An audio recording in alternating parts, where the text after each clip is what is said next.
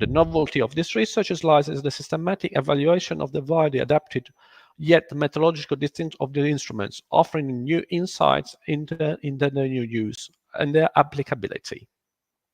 So let's go and see these two instruments. The total digital tribometer, as you can see on your right, was developed by the BCRI, that's the British Ceramic Research Association. It is a high-precision instrument of measuring the coefficient of friction directly on the surface, assessing slip risk in real conditions. It features of a slider, so this moves, this instrument. It's got these two wheels, and it's the slider where you can put both or rubber or leather materials you can test. This moves, and this is a transducer that detects the movements. These movements are detected and transformed in friction. While the British pendulum, as you can see in this picture, it doesn't move. It's a static type of measurement. It has got a pendulum, and it's used and it measures the friction on site, particularly in high traffic roads and indoor pavement. It is widely used in the United Kingdom. This is the schematic diagram of the instrument, and this is the pendulum that goes in contact with the surface, and in this case we only use rubber slider. So in a tribometer you can use both rubber or leather, while in the British pendulum only rubber. The digital tribometer measures the friction force and is using integrated sensors and calculates the dynamic coefficient of friction. That is equal to F, that's the measured friction force, divided by N is the normal force, which is constant and determined by the instrument calibration. The safety value of the friction must be over 0.40. So every value you've got above 0.40 is a satisfactory friction. While the British pendulum tester measures friction based on the energy loss of a swinging pendulum. It is given by the equation K, where is the calibration constant, multiplied by this dissipated energy, divided by the length of the slider. And the value that it can be considered safe is of 36. So what did we do in this research? 6 types of pavement were tested, as we can see in this table, from floor number 1 to floor number 6. They were composed of different types of materials. You got natural stone like limestone, or then you got porcelain tiles. 6 different types of materials. Their dimension also can vary, and also the grout joints between one tile to the other. How were the tests conducted? Measurements were conducted under red and white conditions, as I said. Using the digital tribometer, we used both rubber and leather pads, while on the British pendulum, only rubber. The digital tribometer, as I said, this moves, so it had to perform a considered direction. So in this case, we decided to measure 3 meters of pavement. That meant that along these 3 meters of pavement, it could go across a number of tiles. In total, in this 3 meter of measurements, we measured about 130 points. If we compare with the British pendulum, this is not a moving instrument, it's static. It's only got a pendulum that goes in contact with the surface. So we decided to take sections. So the first section was that in which the total digital tribometer started its measurement, and is about 10 measurements of the total tribometer. And section number 2, that is at the end of the measurements, at least before the 3 meters. And as well, he had 10 measurements in both wet and dry conditions. As we see in this table, we can see that for the measurements performed with the digital tribometer, we got all rubber and leather, dry and wet conditions, while for the British pendulum, we only got a rubber slider in red and white conditions. we got the value. If it's a major of 0.5, it considers safe for the tortoise tribometer, while for the British pendulum, the value is of 36.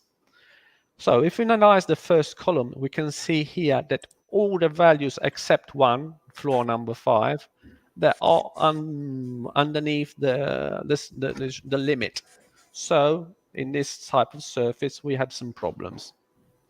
If we analyze the wet conditions, we can see in only 2 of the surfaces were underneath the value. These values are a bit strange because we thought in wet condition you should be more slippery. I will talk about this later. If we analyze the leather pen, we'll see that in dry conditions none of the surface is safe, while if we analyze the wet conditions with the leather, we can see that all the pavements are safe. So we will analyze this data later on. But if we analyze the British pendulum, we can see that in dry conditions, all of the pavements are more than 36, while in wet conditions we have a problem. They're all underneath this. This is analyzing the 2 types of measurements. If we perform a correlation between the coefficient of friction and the values obtained with the British pendulum using this equation, we have all the values reported to a coefficient of friction. So from floor number 1, from floor number 6, we can have in the first column, we got the coefficient of friction with the performed with the total digital tribometer in a dry, and only in 2 cases we got a positive value. That means that we are in a safe conditions.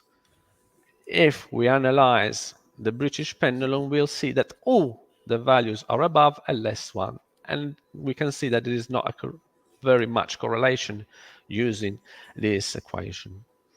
If we analyze the wet conditions for the digital tribometer, we can see we got 2 sets of data that are above and that are under that value, while for the wet conditions using the British pendulum, all the sets of data are not in the range of 0.40. If we report this in a diagram and we put this line, the red line, that's the limit of 0.40 for the coefficient of friction, and we analyze the data from the tribometer that is in blue.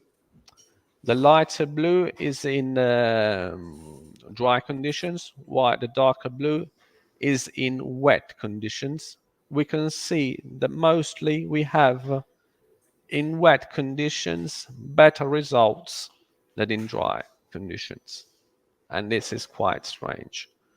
If we analyze, the data from the British pendulum, we got much better analysis in terms of values. We got in dry conditions high values of friction, while in wet conditions we got lower values. That means it's much more slippery. So what can we say on this first set of data that we have analyzed? First of all, that digital tribometer using the BCR method used by according to Italian standard does not always reflect real surface behavior, as we've seen. In wet conditions, we got better friction than in dry, and that's especially under wet conditions. Main limitations of the tribometer are very low testing speed. The tribometer moves at the speed of 17 millimeters per second, and inability to simulate aquaplaning, and also the suction cup. That means that we got an effect of adhesion when the surface is wet. That means that demonstrates that can happen that in wet surfaces we got better friction values than in dry surfaces. And performing the test with the tribometer, only linoleum meets the minimum safety requirements. That is floor number 5 in dry conditions. However, all materials showed high slip risk when wet according to the British pendulum tester. So, the British pendulum proved to be more reliable in distinguishing between dry and wet surfaces. British pendulum proved more sensitive to accurate variation in slip risk. The weak correlation also, we saw there was a weak correlation between the digital tribometer results confirmed that the two methods are not directly comparable.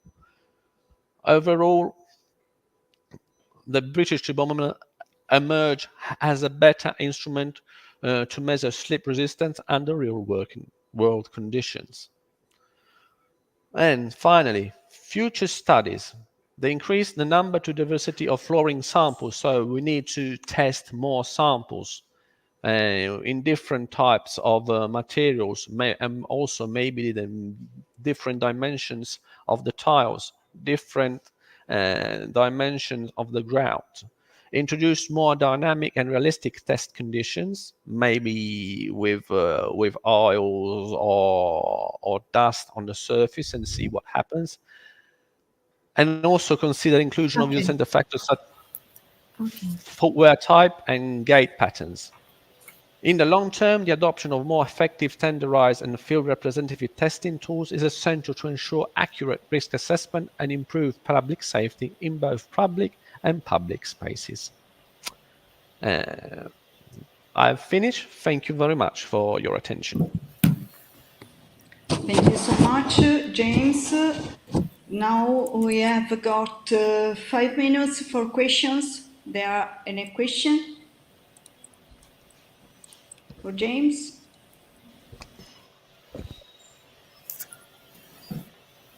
Okay, no question.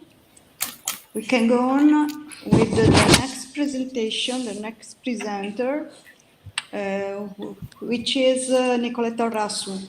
Nicoletta received the master degree in economy and management of transport, logistics and infrastructure from Bocconi University, Milan in 2007, and the PhD degree in transportation technology and economics from the University of Palermo in 2012.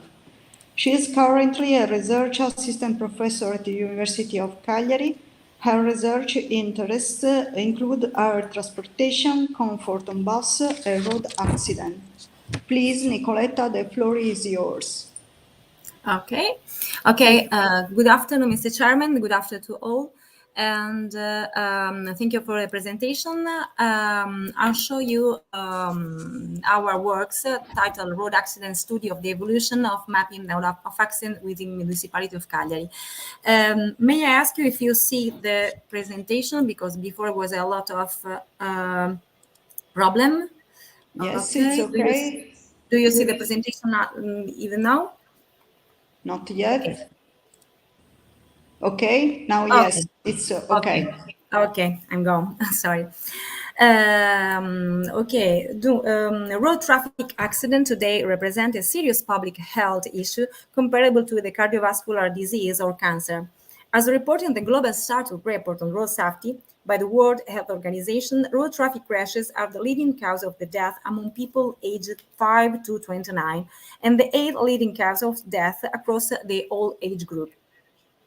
The report highlights that although progress has been made in areas such as legislation, vehicle safety standards, and post-crash care, these advancements have not occurred at pace sufficient to offset the effect of population growth and the rapid global increase in motorization. In countries with a high level of road safety, the so-called safe system approach is commonly applied. This model is based on two key assumptions. Human make mistake, and the human body has a limited capacity to tolerate crash impact. From this premises stems the core principle of the system is a mistake should never result in death. To achieve this, road infrastructure must be designed and managed in a way that minimizes the risk of human error, and when error do occur, ensure that the consequences for road users are limited. The pillars that support the creation of such a safe condition include safe road user, safe vehicle, safe speed, i.e. speed that generally impact the energy below a critical threshold, so usually set in the 30 kilometers per hour, safe roads, and post-crash response.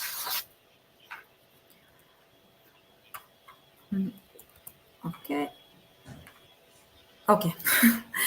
For the analysis of road infrastructure, European directive defined the road infrastructure safety management system, which referred to a set of procedures designed to support road authorities in the decision-making process related to the monitoring and improvement of road infrastructure safety. This procedure aimed at enhancing road safety throughout the different stages of a road infrastructure life cycle.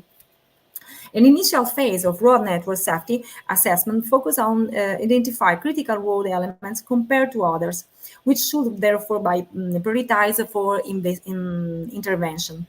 This segment can then be subject to further analysis such as road safety inspection and modeling.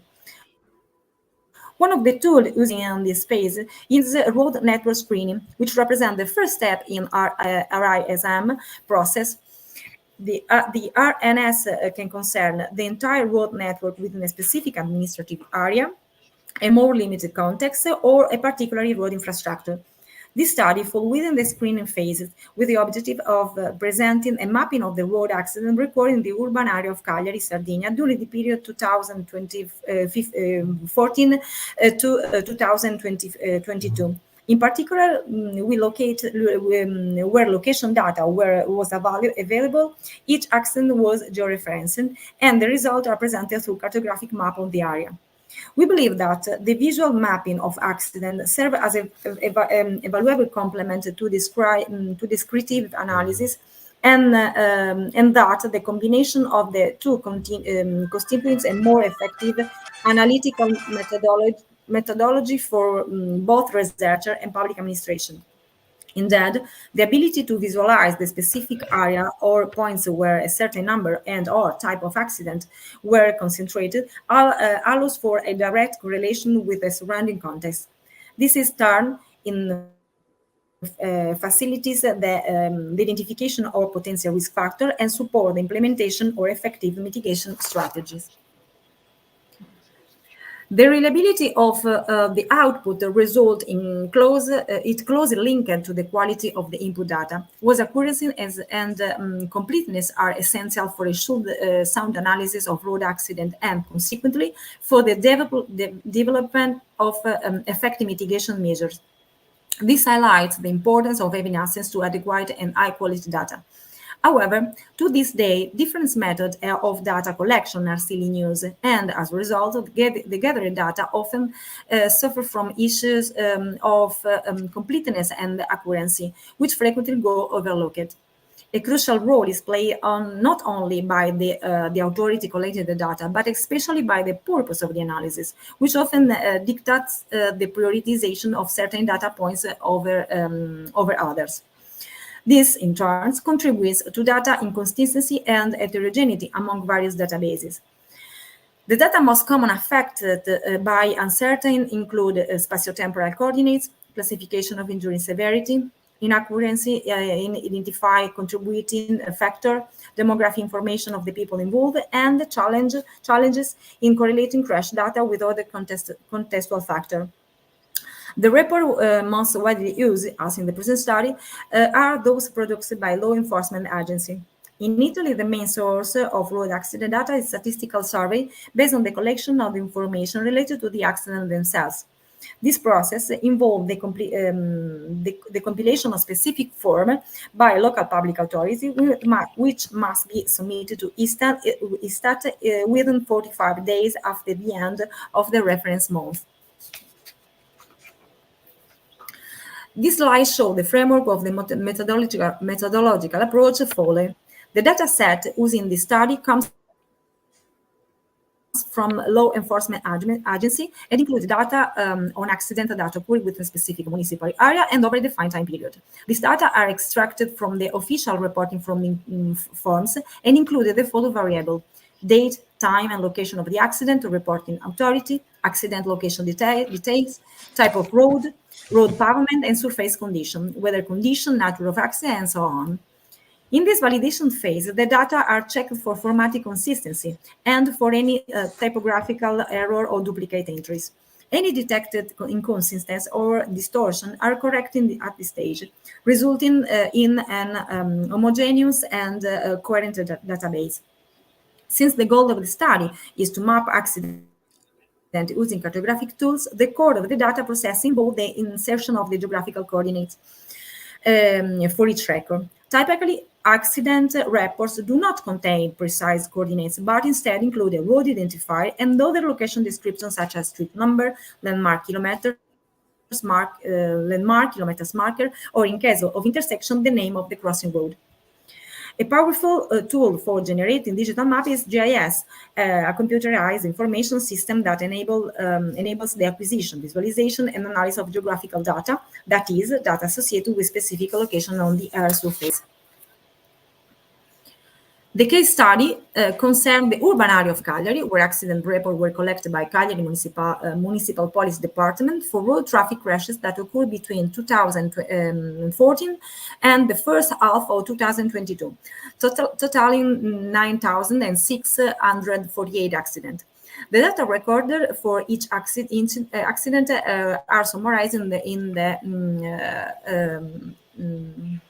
the table. Two main process steps were performed on the database. The first operation focused on formatting the temporal files, while text files were cleaned by correcting typographical error mainly found in the street name as well as in the nature of description of the accident. The second operation involved adding geographical coordinates, longitude and latitude. To achieve this, both the address geolocator available on the Sardinia Geoportale website and Google Maps were used. The coordinates in WGS84 geographical format were obtained by entering the location information provided in the original reports. However, in some cases, due to missing street numbers or the absence of kilometer markers, it was not possible to identify the exact geographic coordinates. These issues affect approximately 24% of the accident. The remaining 7,287 accidents were successfully geolocated using the described method and the map onto the area cartography. Considering the full annual time series until 2021, the first chart illustrated the temporal trend over the reference year. Excluding the last 2 years, which were affected by the lockdown measure due to the pandemic, and taking 2019 as a reference year, the total number of accidents decreased by approximately 64 units, corresponding to an average annual decrease of 1.1%. Regarding the nature of the accident, approximately 52% involved no injuries, 43% involved injuries, 5% was property damage only, and 1% were fatal. The chart presents categories index number based on the year 2014. When comparing 2019, damage only and fatal, they grew up by recording average annual increase of 90% and 7% respectively. Accident with and without lesion, on the other hand, record their average annual decrease of 3% and 1% respectively. The physiological drop in 2020 due to COVID-19 was followed by a more marked recovery in injury-related accident, 45%, compared to the no-injury accident, plus 9%. Looking at the distribution across the days of the week, it is evident that most accidents were occurring during the weekdays, which correlated with either traffic volumes typically observed on these days. The peak time slots for accidents are 2 p.m. to 6 p.m. And 9 p.m. to 12 p.m. 9 a.m. to 12 p.m. Conversely, during the weekend, the overall number of accidents decreases, but there is higher concentration of incidents in the late night, early morning hours. On Sunday, between midnight to 7 a.m., 23% of accidents occur. On Saturday, the corresponding share is 21%. Among the confirming causes, the most frequent are rear-end collision and pedestrian strike. followed by runoff road accident, head-on lateral collision, and side impact, failure to yard, collision with parked vehicles, and variety of the other causes. These causes have also been analyzed over the years, and the chart show the trend of rear-end collision and runoff road accident. In both cases, significant peak is observed in 2019. This pattern was seen among the top 6 causes, except for pedestrian strike. This increase was immediately identified as anomalous, meaning it could not be justified by any exogenous factor or traffic flow changes. Upon deeper data analysis, it emerged that the cause of the peak was due to improved accuracy in recording the accident cause. Indeed, in previous year, the corresponding field was often left blank, and did not report the cause of the accident. As shown in the chart, until 2018, the cause of the accident was recorded for a limited number of incidents in green, ranging from a minimum of 13% in 2014 to 34% in 2018. Then in 2019, there was a clear reversal of this trend, with reporting coverage reaching 81%, a level that has been maintained in sequence year. At this point, we present the results of the GIS processing of the accident data. A preliminary analysis based on the location of points on the map identified 4 critical intersections. The criticality is not based on the number of accidents, but rather on the complexity and multitude of permitted maneuvers, which result in points being clustered in a regular zone due to irregular trajectory, leading to an increased number of conflict points. The map were then categorized based on the nature of the accident, those with injuries, without injuries, fatal and property damage only, and additionally, accident involving pedestrian, bicycle, and both were mapped separately. Finally, concentration maps were created to identify the areas with the highest risk in terms of accident occurrence.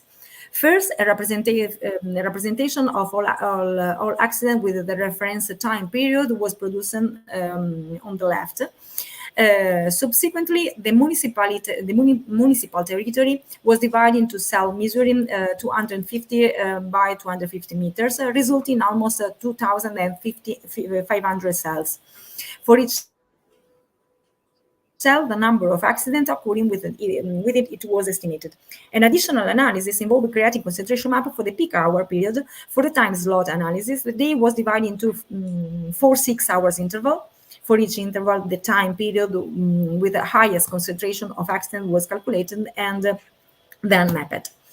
3 critical time in intervals were identified: 7 a.m. and 9 a.m., during which 900 accidents were recorded, 12 p.m. and 2 p.m., with almost 1,300 accidents recorded, and 6 p.m. and 8 p.m. with almost 1,400 accidents, representing approximately 54% of that slot and about 14% of the total accident. In conclusion, the study analyzed the traffic accident recorded in the urban area of Cagliari between 8 years and a half, totaling 9,650 accidents. Of these, 76% were geolocated. The inclusion of geographic coordinates allowed the phenomenon to be represented on the urban areas cartography, producing thematic map, overall map, representing the total number of accidents regardless of their nature of involved element, severity-based map, categorized by the extent of damage severity, vulnerable road user map, specifically focusing on pedestrian and cyclist, and concentration map, which clearly identify areas with the highest frequency of accident. In our view, thematic maps are a powerful tool to support the descriptive analysis of the phenomenon. By discretizing the parameters individually or in combination, they allow for an immediate and direct examination of the accident situation in the area. precisely and effectively identify the most critical area points, correlating this with world characteristic, those identify risk factor and enabling effective intervention. This is highly beneficial for analysts and local authorities. These works represent a starting point for future research focused on the metropolitan area of Cagliari. The next steps will include updating the data set to include data up to 2024, conducting a detailed analysis of a pedestrian-related accident. In this regard, it should be noted that following serious events in the current years that caused the death of several young pedestrians and rightly attract the attention of local authorities, raised pedestrian crossing have been planned and implemented in specific zones.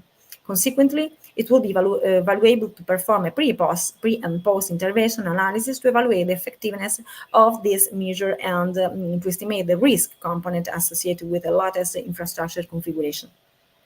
Additionally, a series of investigation can be carried out in sensitive areas such as zone near a school, hospital, and similar location. And thank you for your attention. Thank you so much, Nicoletta. Are there any questions for Nicoletta? Sì, mi vedete? Are you seeing me? Yes. Okay. Okay, sorry. Any questions? Okay, no questions, so we can go on. Our next presentation explores an innovative approach to traffic management through the use of reinforcement learning. The paper is titled Traffic Light Control at Intersections in Case of Heterogeneous Traffic Using Reinforcement Learning. The authors propose a solution that addresses the complexity of controlling traffic lights in environments with mixed vehicle types, offering a method that adapts intelligently to diverse and dynamic traffic conditions. I now invite the authors to present their work. Du Jiang, are you going to present the paper? The floor is yours. You are okay? We can listen you.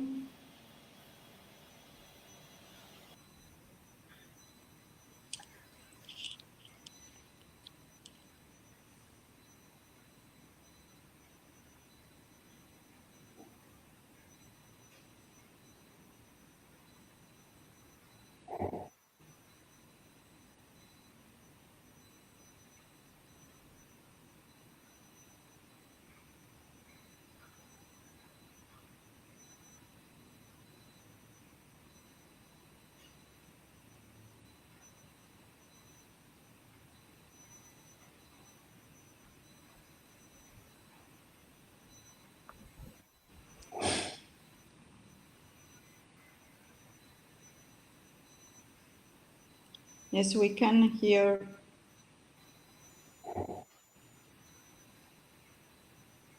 Okay, we can wait for you.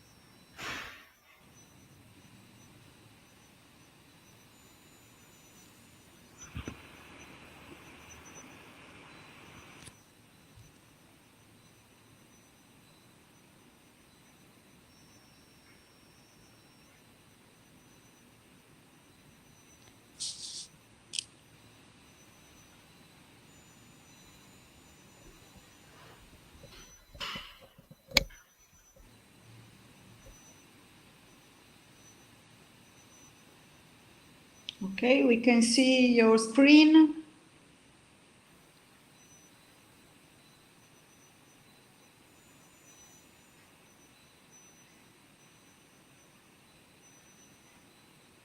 but we can hear you.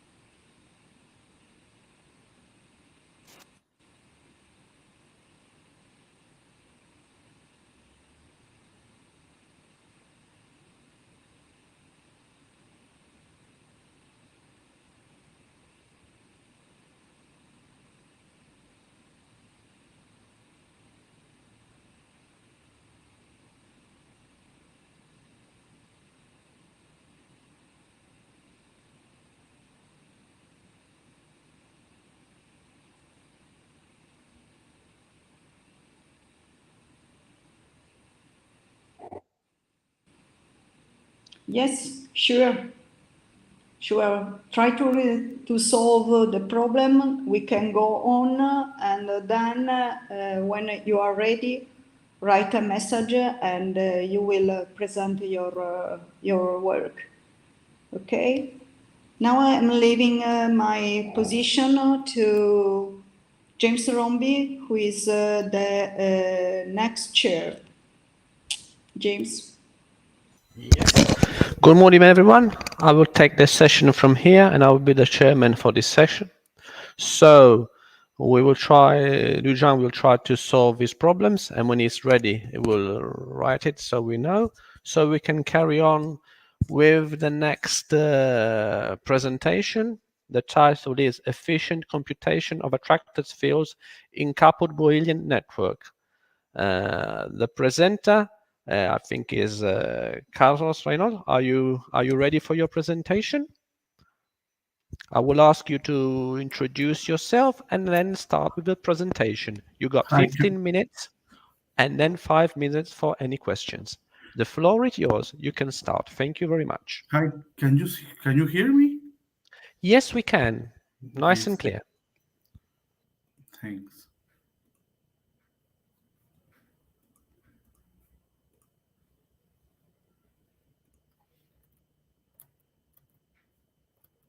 Can you see my window? Yes, we can see your presentation. Yes, thanks. Good afternoon. My name is Carlos Portocadeiro Tovar, and I hold a PhD from UFBC in Brazil. Today, I will present my research titled Efficient Computation of Attractor Fields in Coupled Boolean Networks. In this presentation, I will talk about the introduction and motivation, the coupled Boolean network, related words, some challenges, the main difficulties we face when working with CVMs, proposed parallel method, and results, and conclusion and future work. Cell-to-cell and intracellular communication are fundamental to biological function. Gene regulatory network plays a key role in coordinating this process. Both intracellular influence and intercellular signaling can be modeled using coupled Boolean networks. In this context, the steady state of this network represents functional behaviors. Beyond the informatics, the model based on CVMs can also be applied in other domains, such as data mining, communication networks, decentralized logistics, electrical grids, and social networks. And now let's take a look to the basic concept of coupled Boolean networks. In asynchronous Boolean networks, all nodes update their states simultaneously at the edge time. Each node, its next state, is determined by the Boolean function based on the current state of its input node. The system involves in discrete time, producing a sequence of global states. This dynamic can be described in a station transition graph, who represents all possible configuration states of a Boolean network and how the system evolves from one state to other. Each node in the graph corresponds a global state of the network. It's a binary vector. Each discrete egg indicates the transition from one state to the next, based on the network of their rules.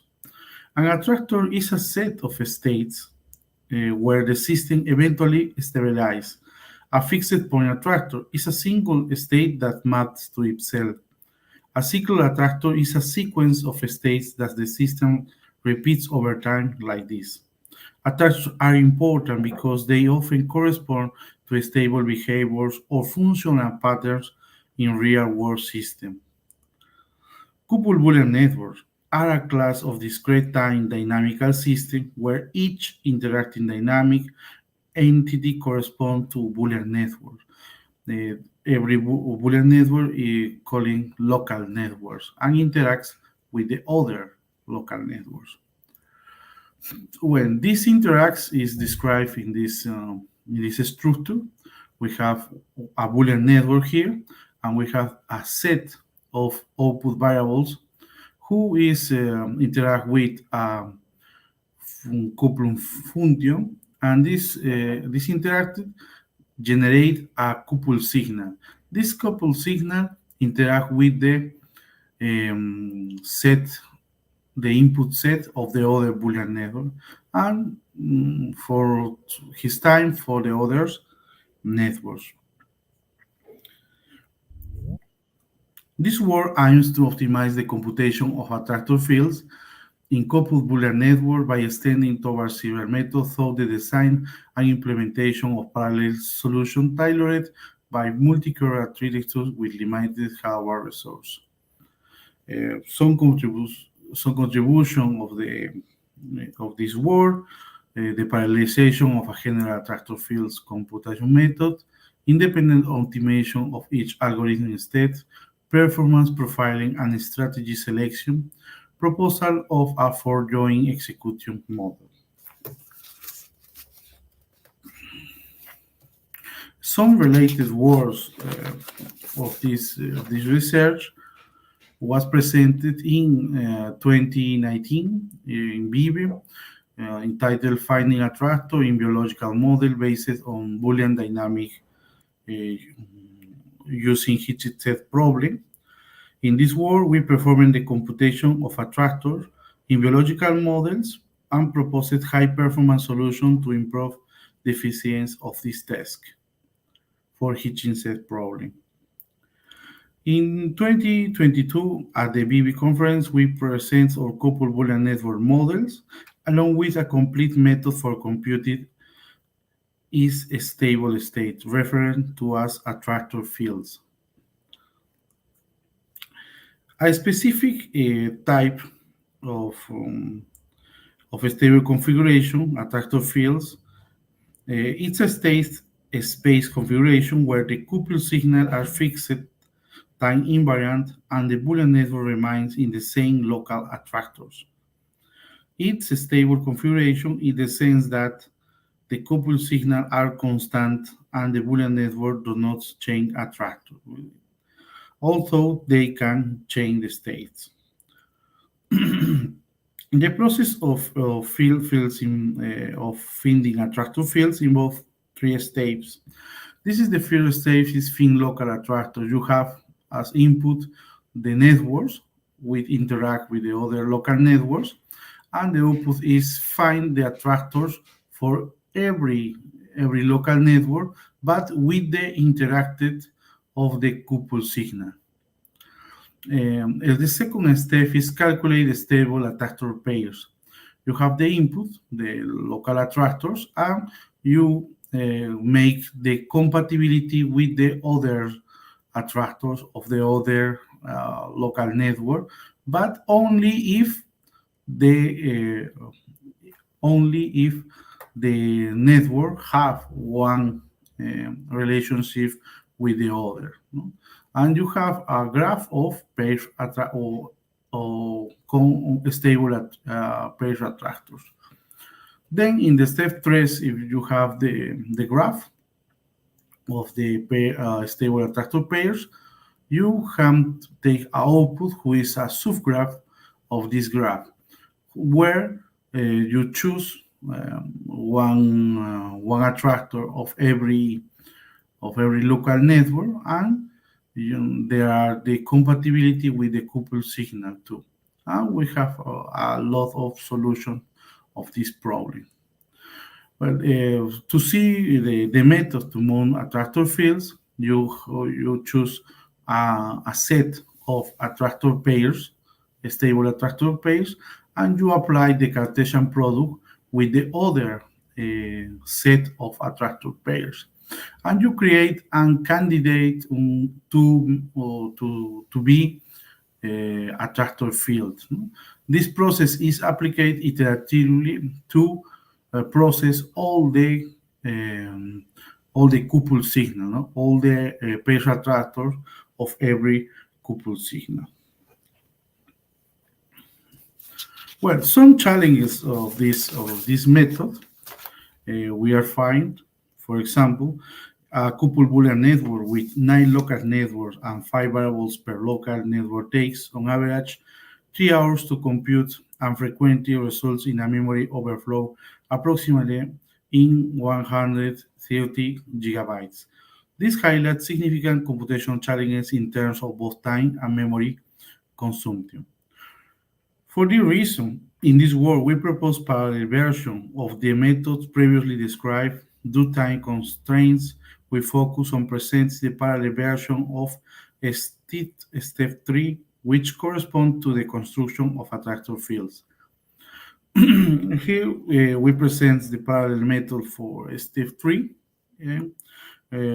We have the set of attractor pairs for every couple signal, and we have a list of candidates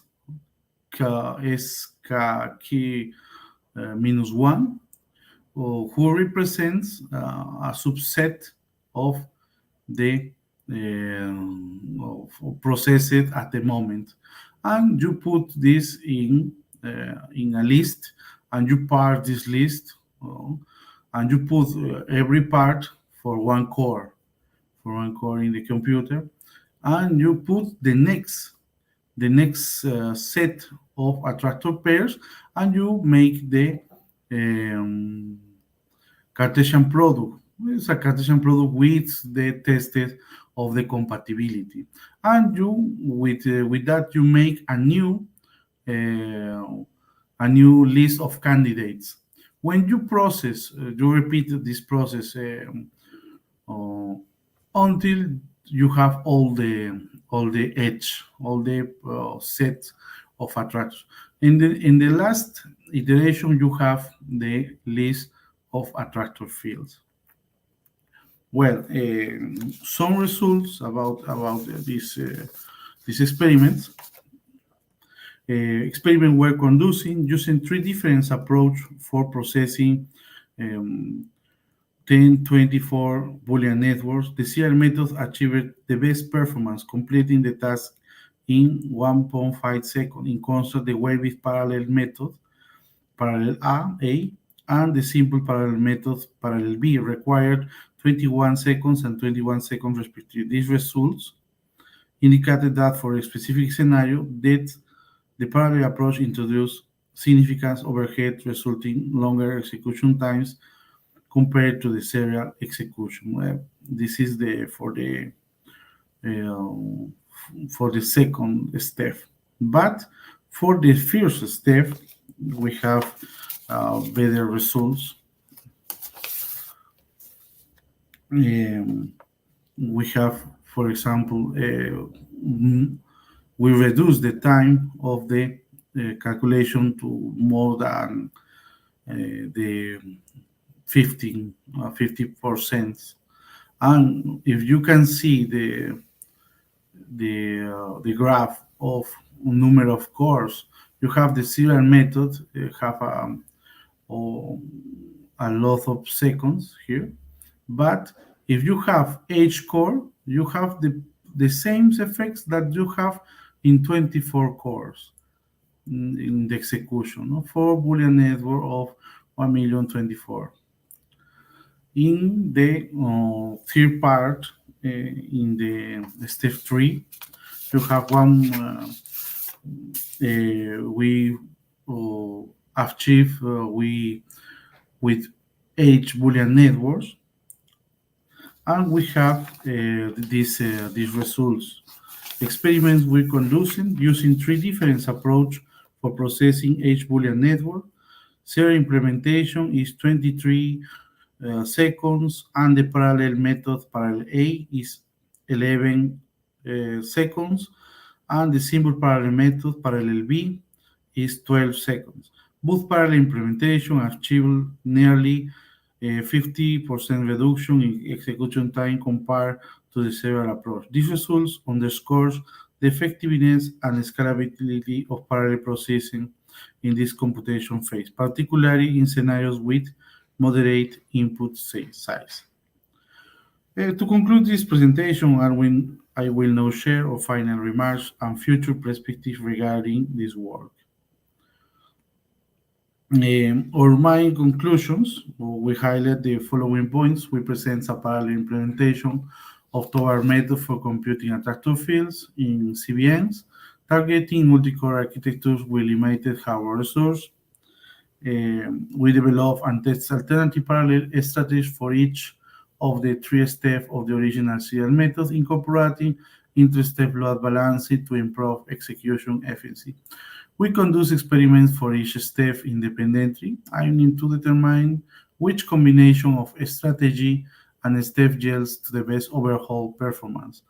The results indicate that the most effective optimization is achieved by adopting a 4-joint executing model where the step 1 and 3 are parallelized and the step 2 remains serial due to the overhead consideration. Some future perspective, we have to advance memory management for state 3, the implementation of a full 4-joint model, and the scalability experiments with large CVMs. We have some reference that we use in this research.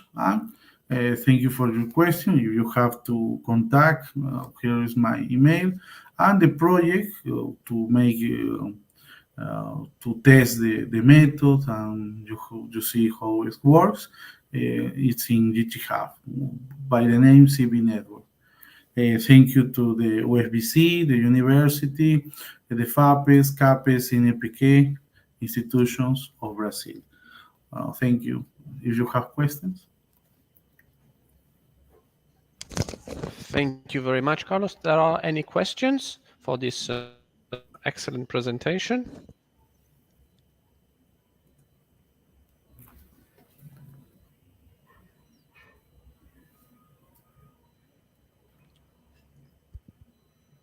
No? No questions. Thank you very much, Carlos, for your presentation. We will carry on, and we will ask to Dujang if he solved these problems. We'll see if it's ready. If not, we will carry on, and we'll see. Okay, can you hear me for now? Are you ready? Can you hear us? Okay. I want to use my video for my presentation. Okay. You can start whenever you like.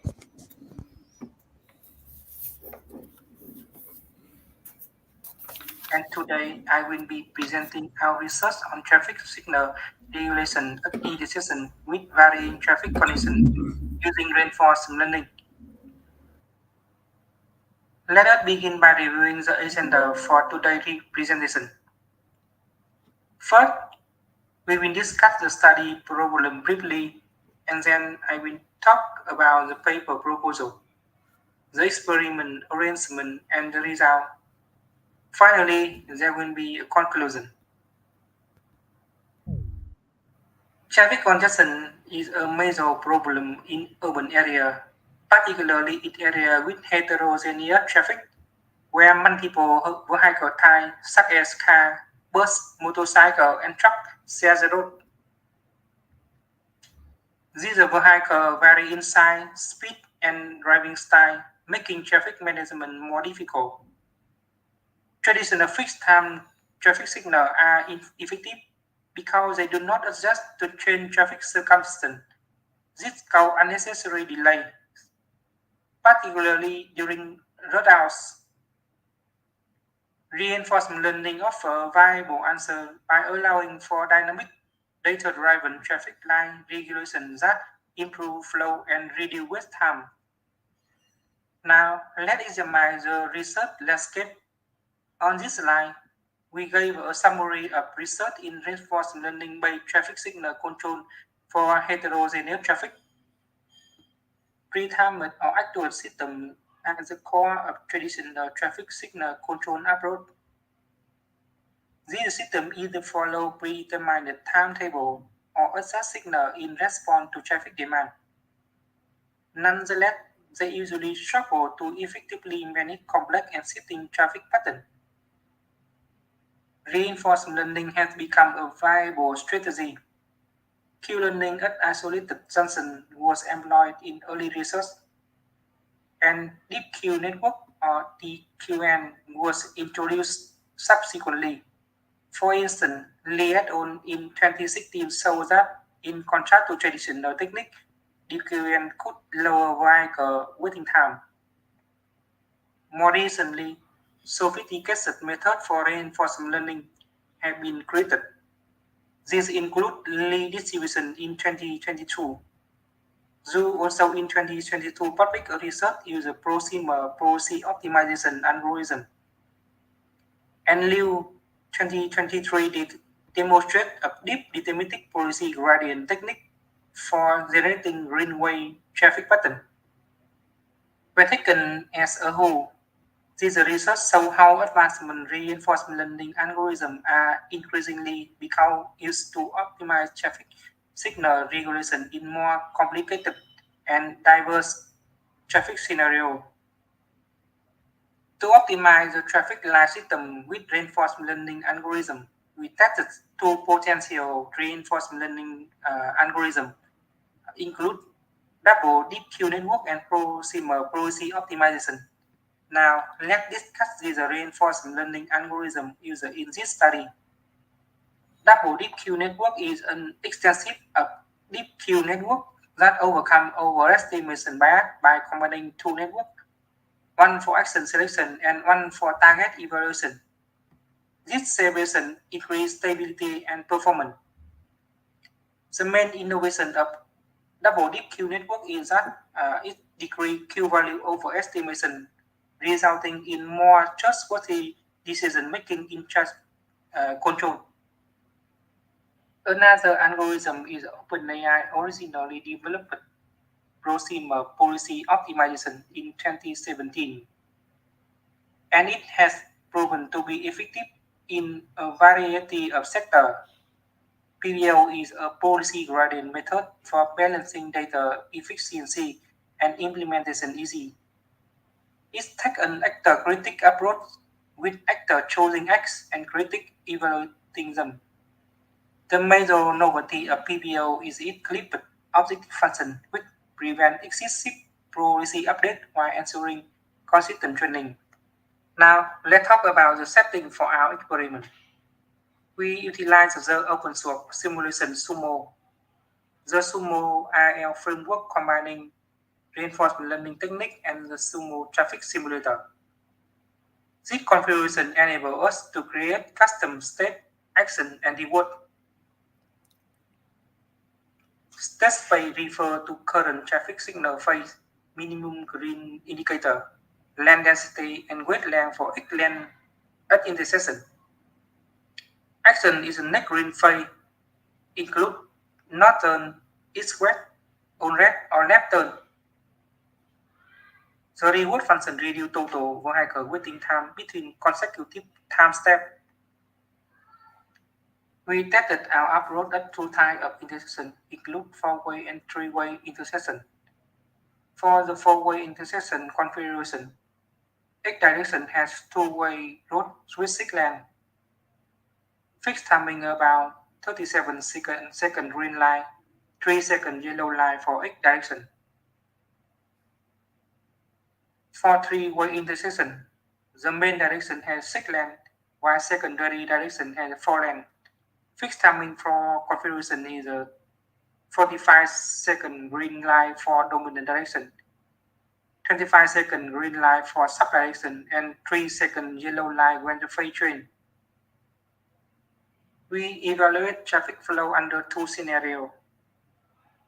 Congested traffic condition will have between 3,400 to 3,600 vehicles per hour passing through the intersection. For clear traffic condition, there will be about 1,800 to 2,000 vehicles passing through the intersection every hour. We accounted for heterogeneous traffic condition with motorcycle making up 63% of vehicles, car is 31%, bus and truck 3%. Now, let us look at the result. We compare the average waiting time per second for fixed time signal, DDQN and PPO across different scenarios. The result shows that PPO consistently outperform both DDQN and fixed time, especially in congested traffic conditions. For example, in congested four-way intersection, fixed timing result in average waiting time of 1,086.93 seconds, but DDQN reduces to 285.11 seconds. PBO more further improvement it to 157.9 seconds. This demonstrates the effectiveness of reinforcement learning in optimizing traffic flow. You can see more clearly through the chart on the slide. The two charts above show the experimental result with four-way intersection. The two charts below are the experimental result with three-way intersection. The left side is the traffic condition situation. The horizontal axis is the time axis with each step being averaged in 100 seconds. The vertical axis is total waiting time in each time step. The chart shows that if using fixed time control method, the traffic situation will become worse. The total waiting time increase continuously. When applying the algorithm, we see that the traffic situation becomes stable and smooth, in which the result of PPO is slightly better than of DDQN. Similar result for other situations. For the contribution, our study makes several key contributions. First, heterogeneous traffic condition. We test reinforcement learning algorithm in chaotic traffic environment with mixed vehicle types. 2. Three-way and four-way intersection. We evaluate the effective of the PPO and DDQN in controlling traffic light at different intersection configuration. And the third, congested and clear traffic scenario.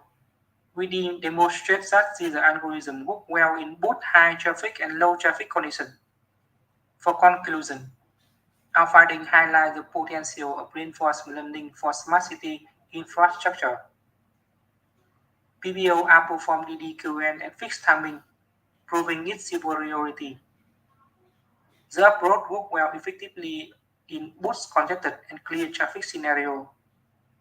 Waiting time were reduced by up to 89% compared to traditional method. Reinforcement learning-based traffic control enable adaptive real-time adjust to traffic conditions. By continuously optimizing line phase beyond current traffic flow, reinforcement learning significantly improve urban mobility even in heterogeneous traffic environment. Thank you for your attention. I'm happy to take any questions. Thank you very much, Dujong. Have we got any My name is questions? and today I will be brief. Okay.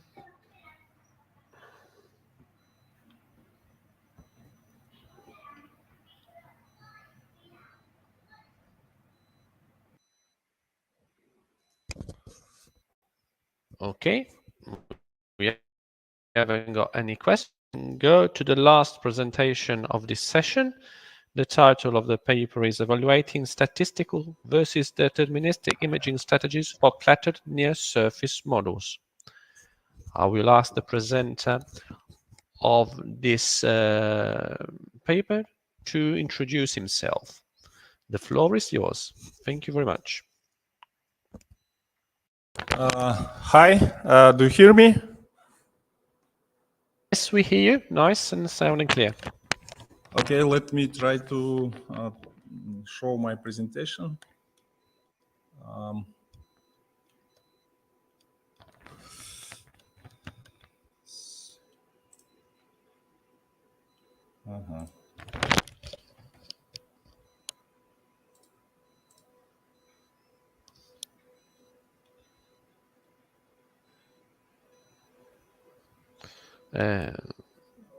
I'm sorry, but it doesn't give me the... No, just a minute, because Dujan is still got his screen on. Okay, okay. Dujan, can you take off your share the screen, because you're still sharing your screen, so the next presenter can share his.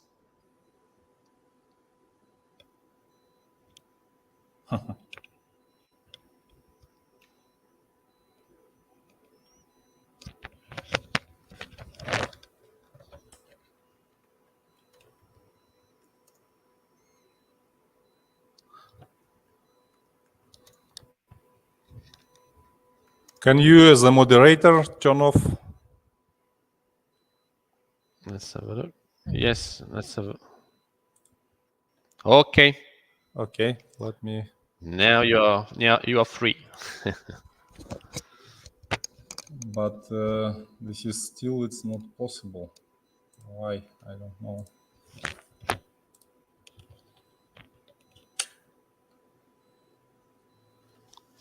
Do you see us? Yes, I see, but Okay. it's not possible for me. Let me try to do another way.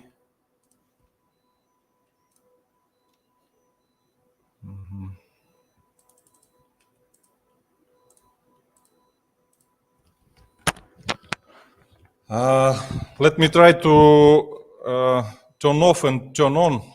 Maybe this will solve the problem. Okay, we've got still a bit of time. No problem. You do that.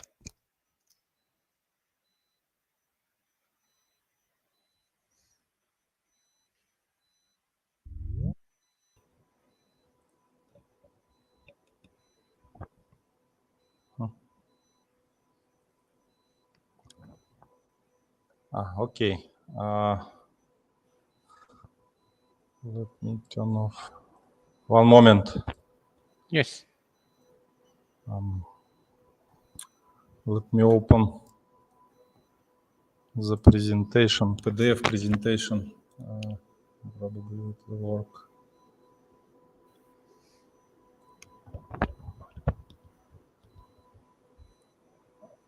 Okay.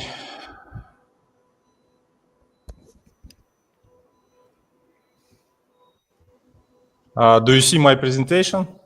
Yes, we see it now. Okay, good. Let me...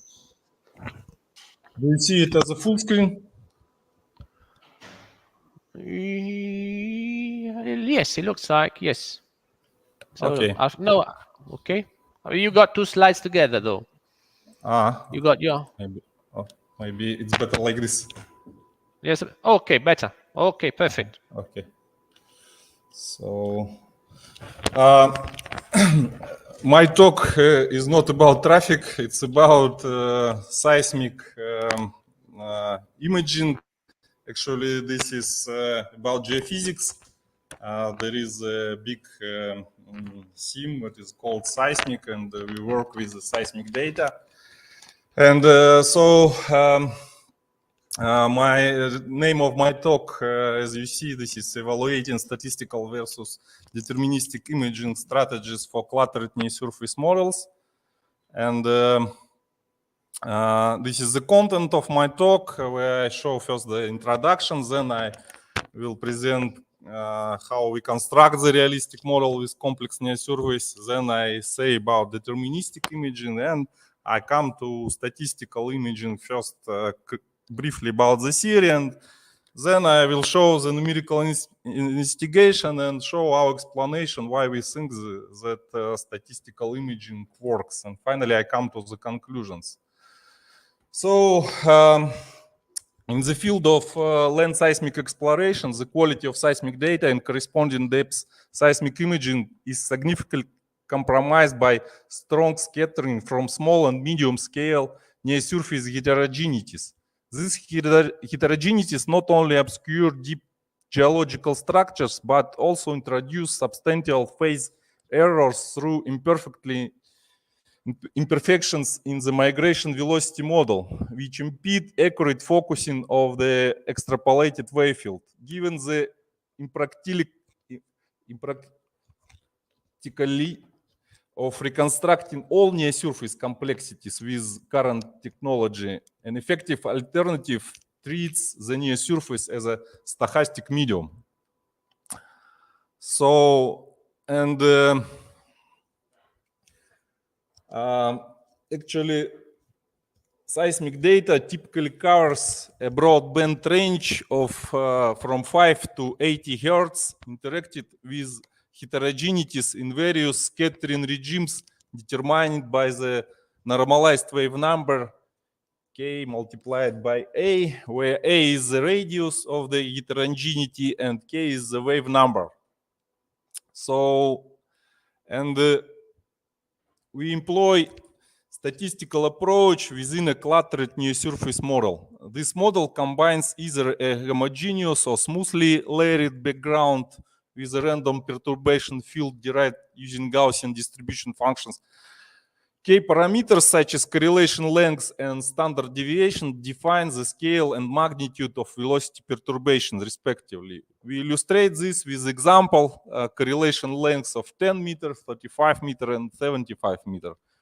While large-scale features such as 75-meter are ray series scattering regime, the intermediate scale of 35-meter presents substantial challenges due to resonance scattering. This complicated both velocity model construction and seismic imaging. The smaller scales of 10-meter often evades traditional velocity model detection challenged by the relay and resonance scattering, further contributing to imaging challenges caused by inaccurate velocities. Geological heterogeneities vary significantly in scale from large to small, and certain geological contexts like carbonate strata, buildups, and dominant scale can prevail. So, and our numerical experiment focused on the 35-meter scale heterogeneities represented a critical threshold that starts to replicate real imaging challenges from complex settings. By concentrating on this intermediate scale, we aim to use it as a benchmark to measure progress in imaging techniques under complex near-surface. This methodological choice to select a simplified subsurface model, however, it mirrors the geological steps of complex desert environment in the Middle East, characterized by layer cake geology coupled with a complex near surface that often present challenging imaging scenarios. To facilitate imaging exercises and evaluation, we generated synthetic seismic data using acoustic finite difference modeling based on the exploring reflector composite. This approach is designed to mimic real seismic challenges, replicating the complex scattering distortion typically observed in the field data. And now I show the results of standard imaging. So first we create the ideal image result, which is got via convolution of the true model reflectivity and the source impulse. Then we compute zero offset data, and in the true clutter model, we provide reverse time migration. Migration is the procedure where we come from the data, we transform the data to the image where we see the structure of the geology of the layers. So, and the reverse time migration, this is one of the best methods to get such an image. That is why we take it. So this RTM result contains numerous imaging artifacts alongside the true subsurface reflector. For benchmarking purpose, the ideal image is used as an exact reference solution, and the image obtained from the true clutter model is used as a best achievable result. So then we provide a realistic imaging scenario where we know the initial smooth tomographic velocity model that approximates the true model but lacks many smaller details. We applied conventional deterministic imaging in a smooth model. The migration result for the smooth clutter model yields defocusing and distorted images. When only a smooth background velocity model is available, deterministic imaging struggles to produce satisfactory images. Then we estimate the two parameters of this distribution directly from the data, with the correlation length kept at 35 meters and the standard deviation reduced to 257 meters per second. The standard deviation is based on the difference between the smooth tomographic and the true clutter models. Using these statistical parameters allows for the efficient generation of an ensemble of models. Here is one such model realization. We then applied conventional deterministic imaging to the detailed model, which is one realization with predefined clutter parameters. The migration results for any model realization yield defocused image also, with only parts of the reflected interfaces being properly migrated. And so our test indicates that conventional deterministic imaging can yield appropriate result when the model is known exactly. However, medium and small scale features pose significant challenges, and conventional velocity model building is imperfect, making this approach often difficult to achieve optimal results. Even with detailed knowledge of clutter parameters, this approach can't consistently generate models that deliver reliable results. This highlights the need for alternative imaging strategies that can better handle the complexity introduced by the near-surface heterogeneities. Therefore, we come to the statistical imaging. This is our suggestion, and actually the idea comes from the Evgeny Landa and co-authors, and it is called PES integral seismic imaging. And actually, the idea is that instead of relying on the uncertain reconstruction of an exact velocity model, the PES summation method generates multiple realization of the depth model that could capture accurate fragments of the depth velocity model. And the final statistical image is a weighted summation of these elementary images constructed for every model realization, allowing each one to contribute valuable pieces to the overall picture. In our case, imaging in a desert environment with a complex near surface is achieved by summing individual migrated images computed for different realization of the near surface migration velocity model. In general, the summation weights are based on focusing measures of the image, but in the current work, we concentrate on the simple summation. Also, for simplicity, for image constructor, we use post-stack reverse time migration in this work. And now I show the results of numerical investigation of this approach. So first, we generate 100 model realization and perform zero offset RTM migration for each, resulting 100 images.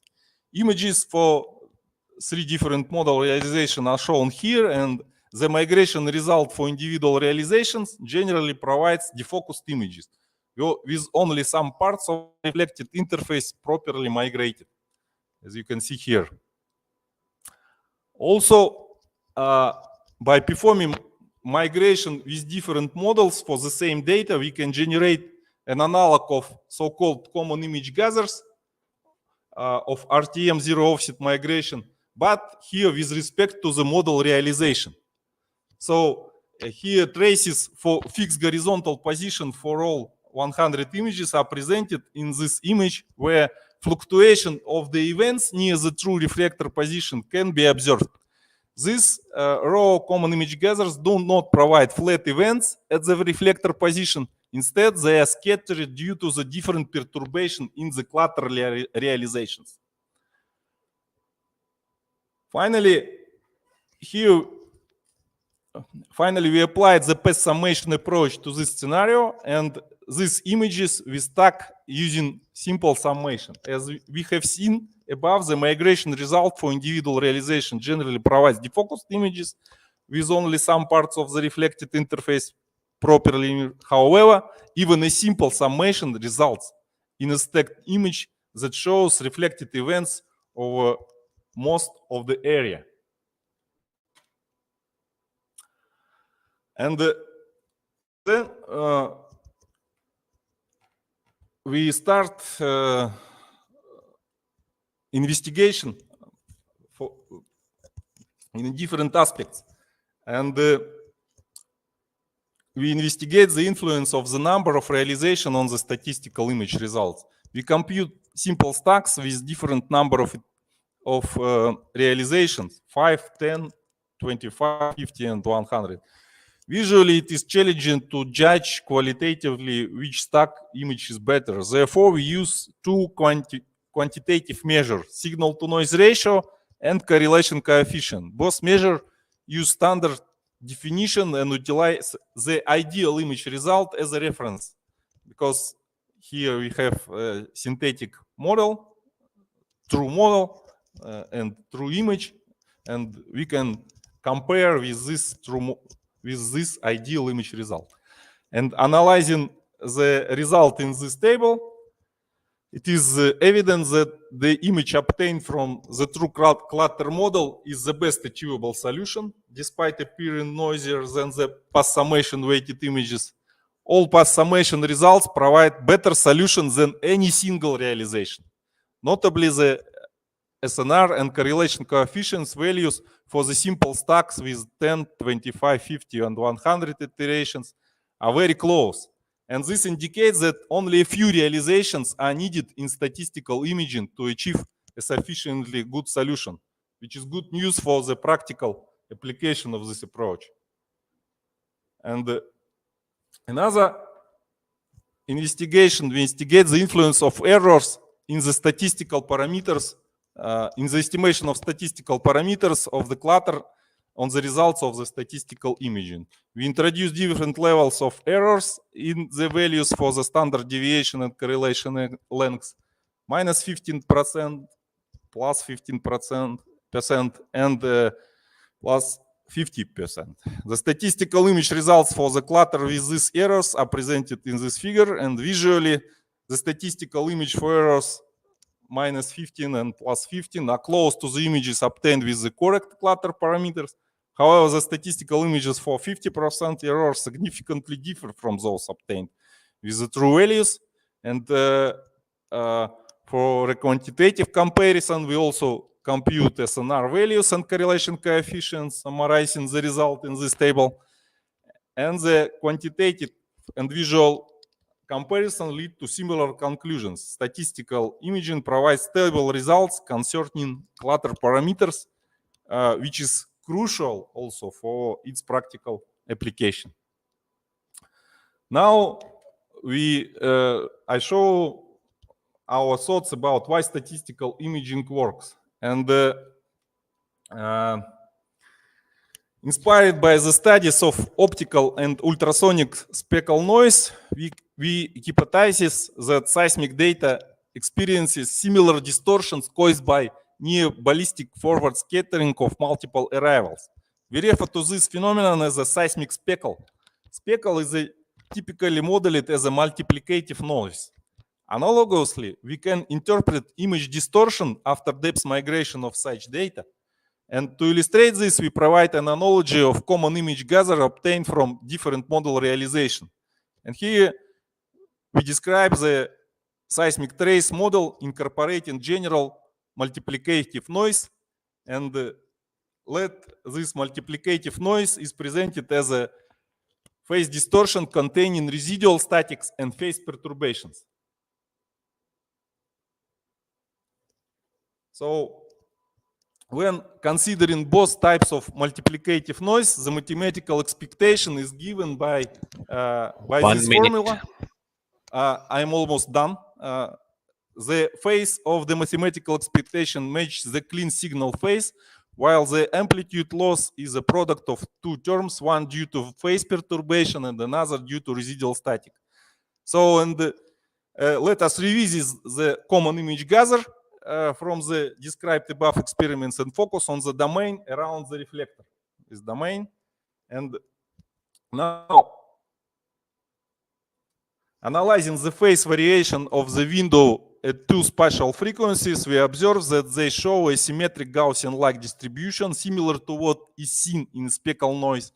Note that 0 in this plot corresponds to the average phase as the phase of the statistical image after summing all realizations. The symmetry resembles the assumption of speckle noise presented above. In physical experiments, we are restricted to a single realization of the clutter. Therefore, for seismic imaging in the presence of a speckle noise, the strategy has been to use nearby tracing with slightly different source-receiver position for local stacking, thereby revealing the undistorted reflected phase of the common single reflector. So in our study, however, we have the luxury of numerical realization, different models and speckle patterns in one location through simulation and imaging. This allows us to systematically perturb the near-surface models and ensemble statistical imaging to recover a clean-up average phase in a similar way. Another similarity is that the spectrum after the summation loses high frequency, as seen in this right figure, and which echoes high frequency attenuation observed in equation. These two observations, near symmetric phase disturbances and attenuation of higher frequency upon stacking, establish a clear link between statistical imaging and speckle noise studies. This result indicates that phase perturbation in the pre-summation common image gathers could be described by the simple multiplicative model. So, and finally, I come to the conclusions, and so the main is that we applied statistical imaging to synthetic land data characterized by complex near-surface model as a random clutter. And finally, in practical terms, statistical imaging can significantly enhance the clarity and accuracy of subsurface images in a complex near-surface environments, making it available tool for geophysical exploration. And finally, I have to thank Evgeny Landa for inspiring discussions, and we are grateful to Saudi Aramco for the support and for permission to publish the result. And also this work partially supported by Russian Science Foundation. And thank you for your attention. And if you have any question, I will try to answer them. Thank you very much, Maxim. Have we got any questions?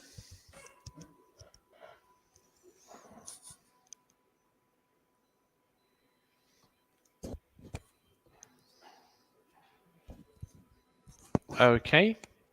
There are no questions. So this was the last presentation of this session. I thank all the presenters and everyone for sticking to the time.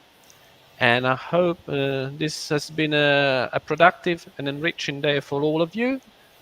And carry on who is taking place to ICCSA 2025. And I hope you can continue all the sessions if you got some more to come.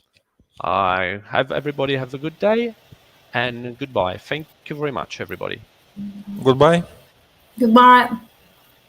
Thank you very much. Goodbye. Bye-bye.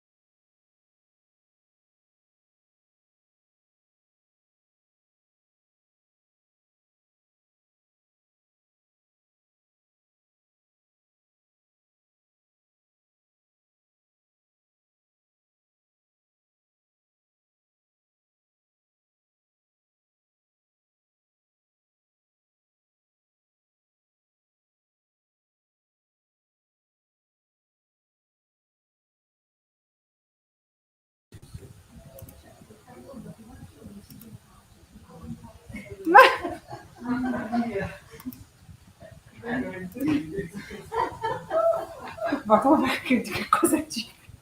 No, vabbè, fa di serietà però, dai. Ti prego, Francesco. Okay, so we are here, and with me, Floriana Zucchero, but I don't introduce myself because everyone knows me and I introduce very well some of you. And I'm really glad to be here with you because this is the third edition of this ecosystem service in spatial planning session. And moreover, is the second and I think the last edition of this session related to a national research project financed by Next Generation European Fund.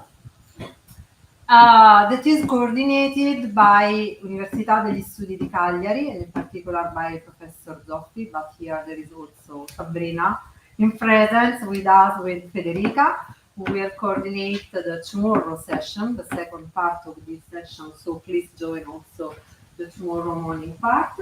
And we work also together with the Università degli Studi della Basilicata with Professor Beniamino Morgante. And of course, each research unit has a specific goal, but we are working all together to develop a decision support system to reduce our energy saving and adapt to climate change impacts urban and rural areas through ecosystem services. That is our main tool and goal. And here you can see the website of the project. So if some of them of you are interested in it, please take a look at our website address. But please take a look also at this other website address, that is the website of Tema Journal. Exactly. That is the website address of Tema Journal, Journal of Land Use, Mobility, Environment of University of Naples Federico II, as we have a call on the topics of our project. And here we have the 4 papers that we should listen to and discuss, but actually some changes happen just now. So we will have the first and the third, and one of the works that should have been discussed tomorrow is anticipated today. So we will have 3 contributions in total. And just to have an idea of the topics that we can discuss, this is a word cloud made with the keywords and the words of titles and abstract. And of course, ecosystem, energy, and urban are the keywords that we expected to find. But we can see also that we have like other keywords like approach, land use, landscape, and tools that can underline the quantitative approach that each one of the research units is carrying out to reach the common goal of the project. So I want to stop myself and not bother you and to give the floor to our first presenter, that is Tonia Siuso, so one of our colleagues of the research units of Naples. And the title is Climate Change and Urban Open Spaces, a Spatial Statistical Analysis of Adaptive Capacity in Naples. So, Tonia, please can start and consider 15 minutes what we have. Yeah. 3 works. Hello, everyone. Okay, my name is Tonia Stiuso. I'm a research fellow and a PhD student at the University of Naples Federico II, and I'm working with Floriana and other people that you all know in the Tema Lab. And the Tema Lab is a laboratory of... non è andato, sorry.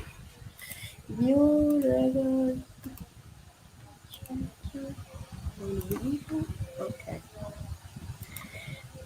Tema Lab is a laboratory of the University of Naples Federico II of the Department of Building, Environmental and Civil Engineering. and focus on the challenging of the governing urban, and the study concern the some important phenomena like the effect of the climate change, population aging in the urban areas, reducing fossil fuel, technological innovation, and optimizing land use. This is our contact if you have some question later. As Floriana introduced before, the work I will present today is part of a research project funded by the National Recovery and Resilience Plan and is structured around 3 research units with University of Cagliari, University of Basilicata, and my university. Specifically, the research unit I am part of aims to adapt built urban open spaces to the impact of climate change and thus to contribute to the reducing of energy consumption. The complete flowchart of all the activities involved in our work of Naples consists of 5 fundamental steps that we have carried out and completing now. And for each of these steps, different methodologies have been defined. Maybe some of you or not yesterday attended the special session where we explain it, but don't worry, briefly I explain you now this flowchart. Briefly, the first 2 steps are characterized on a scientific framework, literature review, and so on. And I made both for defining a characteristic of urban area, urban context, and for defining a database of adaptation measures that are best practice around the world. From the third phase, the nature of the world of the work is more operational. In fact, I have carried out a cluster analysis that I will present today, and then a microclimatic simulation.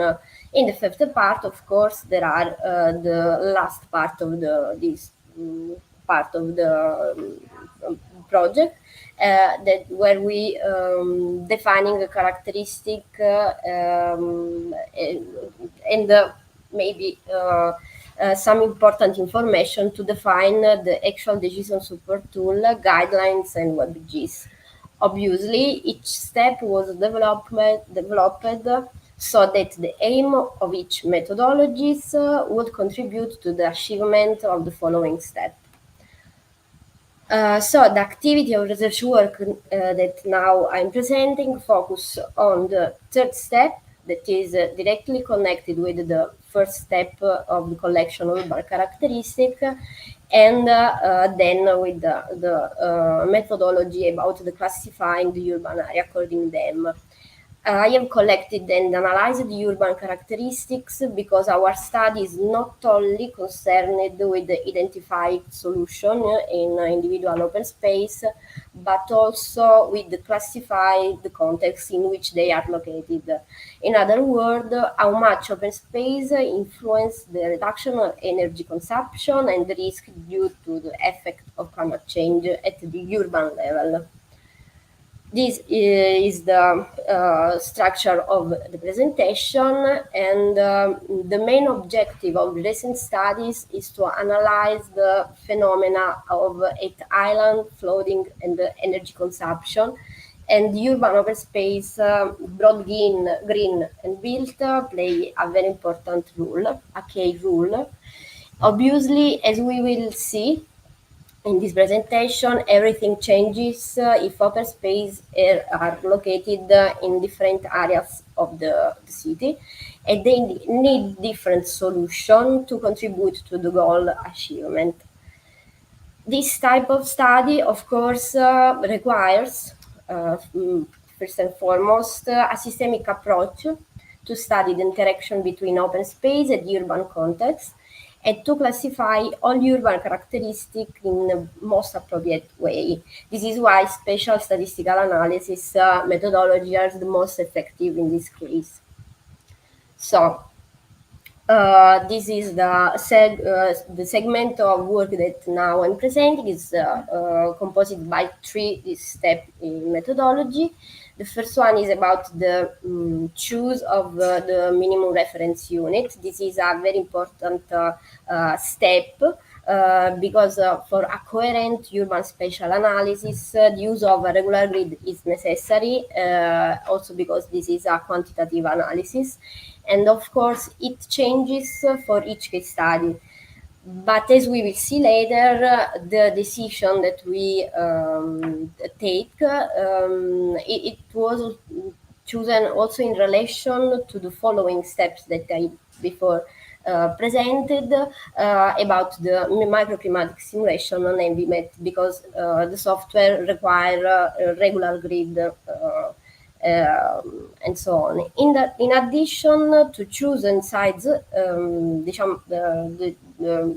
this type of sides of grid and cells takes also in account the size of open space in order to work at a more appropriate level of scale. So the second phase of this methodology, once the cell of the grid has been defined, is characterized by identification of a set of indicators that we need to classify urban fabric. And the selection of indicators for urban classification requires, of course, a holistic approach, and these indicators must also be available for the case study, of course, and in the scale of the case study. The variable that will be considered concerns the characteristic of entire urban context, and that are characteristic about open space system, physical and functional, microclimatic and geomorphological characteristic, and socioeconomic characteristic. Then urban classification is based on clustering algorithms that identify homogeneous group of spatial units. The two-step methods offer, moreover, an automatic segmentation. So it was our method that we choose for this reason. This methodology has been applied and tested in the city area of Naples, that is a coastal city in southern Italy with almost 900,000 people and a very high population density. So the application was very difficult for this reason. But let me make a preliminary remark. The study makes a focus on urban green areas that have at least 55 meters squares of surface, and we excluded the city large green areas because it's obvious the good effect on the microclimatic condition. So we exclude the green areas such as maybe you know Camaldoli Hill or Capodimonte Park, most famous, Estroni, and other large parks. Meanwhile, the built open space and that we consider the urban scale are basically squares, parking areas, and inner courtyard of the building. Naples is a stratified city and is a very consolidated city, and thanks to the classification shared by the ISTAT of an important platform that give us this information, give us the possibility to identify three kind of urban zone that are the central area, semi-central area, and peripheral area. In fact, these particularly in semi-central area and peripheral area, such as Secondigliano and Scampia, we find a more recent urban fabric, where the open space are mostly, of course, built up, not green, and are larger than the central part. In fact, the historic center is characterized by small open spaces, and the buildings consist mainly of internal courtyard, like you can see. An important and interesting information is that today this courtyard have a impermeable pavement so is used mostly for parking area. But I thought in ancient times they are used for citrus groves. So this information was very useful for the second step of microclimatic and identified intervention for this kind of open space.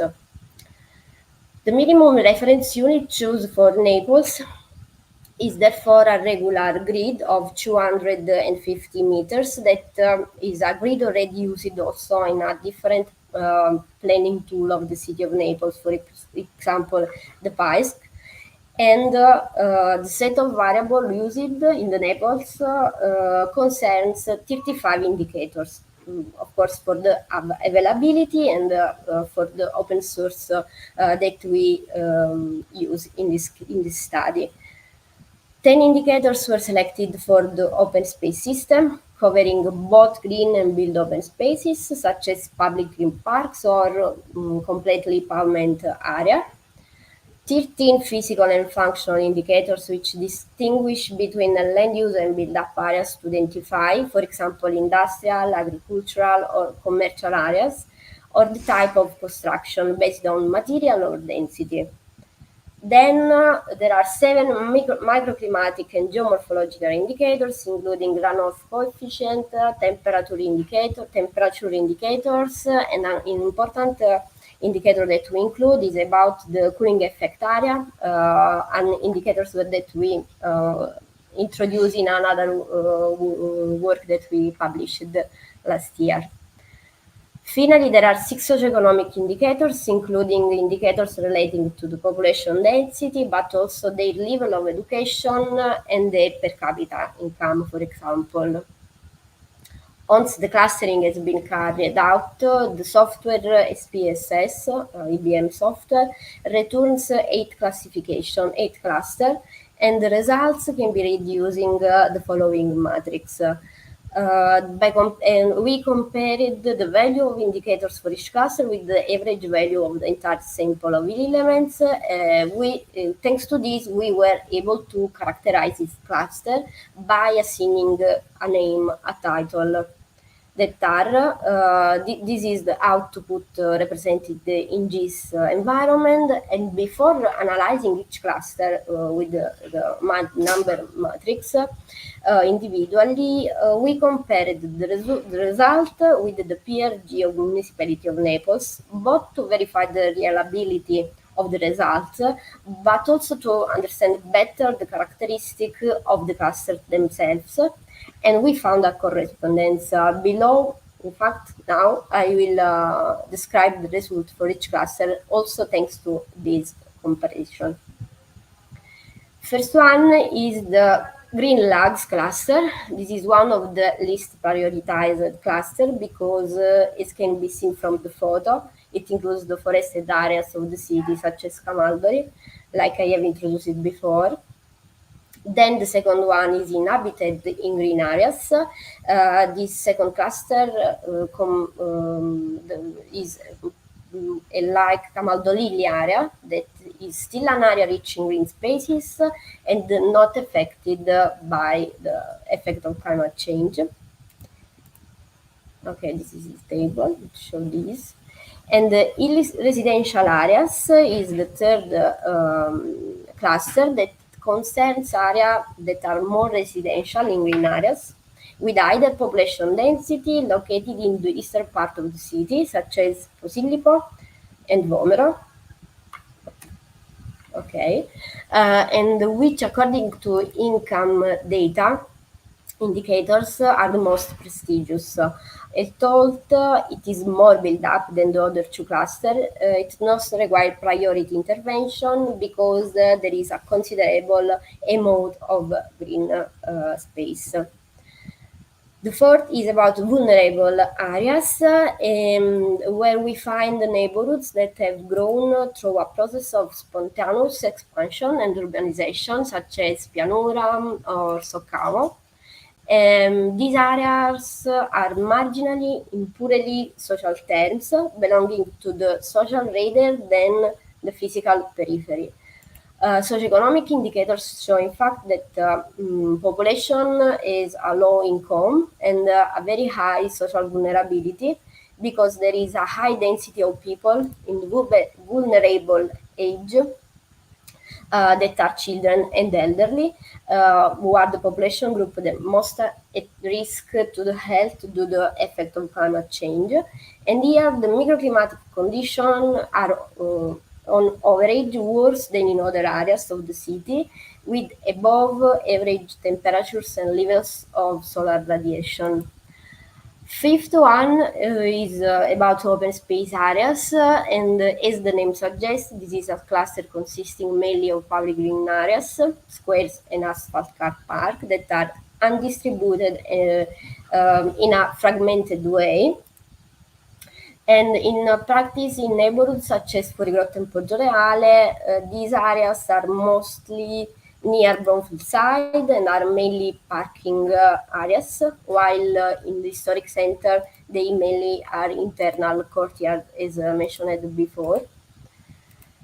6.1 is the cluster that includes the border areas and refer to the edge cells, like you can see, and for example, the area of the port and other part. So the part that is not relevant to the study. The seventh is about the brownfield areas. An example is, for example, ex Italsider or ex Fabbrica Corradini in San Giovanni a Teduccio. And these fall, of course, within the priority cluster. Because both for the indicators about microclimatic condition, but also because the effectiveness of the intervention could have a such large area. The consolidated historic areas is the last cluster, and in contrast with the seventh cluster, do not have the same availability of space. In fact, this area is densely built up with a need to pay more attention to definition and intervention, also because if we consider this area fall in the UNESCO site and have a lot of limitation. These are some photos. It can be seen from the tables also.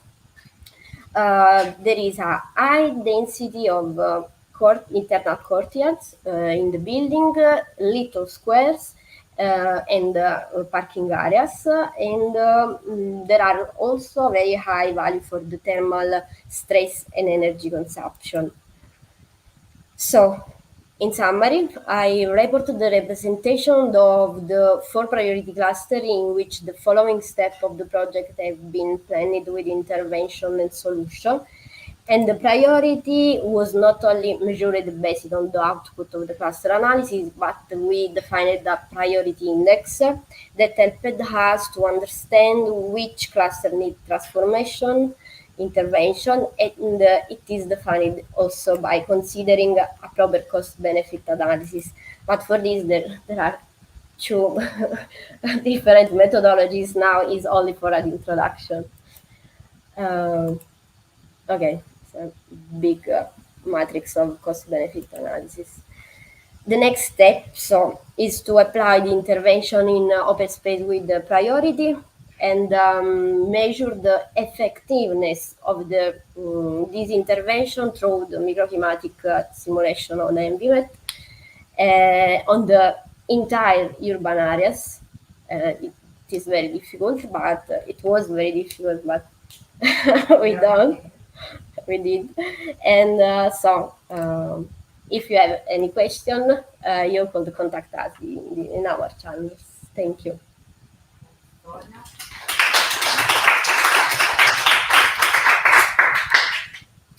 Some question?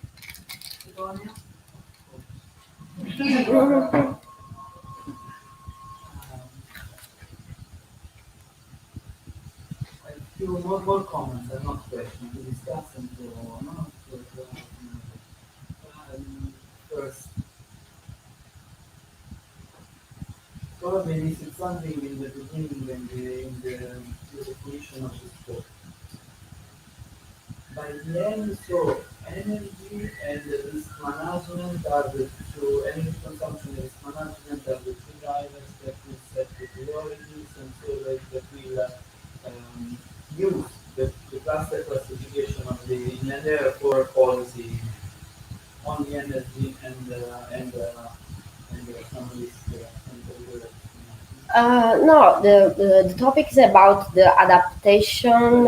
So that's why, because I thought, no, why is the border is so fixed to the coastline? Because the sea, from my point of view, yeah, if you are speaking about mitigation of the climate effect Yeah. and so on, probably also a portion of the water shield, yes, Yes. Yes. It's a comment. No. I'm not just to give, because I say that. Because, for instance, in the other thing, the system that we consider about mitigation and adaptation plan includes water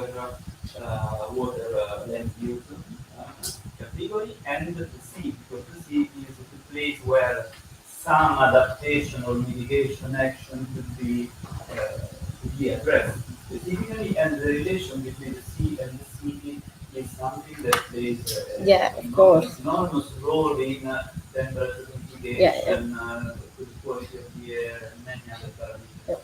So probably could be another cluster. That, of course, you have not the variable about population or about the set values, the variables of the cluster, but it could be a way also to identify something. Another thing, about the cluster, okay, it's clear. It's a cluster based on the key variables that we identified in math. There is a lot of work beyond the but why not also applying spatial clustering? I mean, you classify itself, but against the contiguity of such phenomena, you are not expressing nothing. Not because they are similar cells, because from the analytical cluster, so probably some spatial analysis, also correlation and autocorrelation analysis, something like that could be helpful in order to have a second level of territorial classification that allow you to express some homogeneous area, not only from the point of view of statistical data, but also for the contiguity of some specific entities. It's something that is already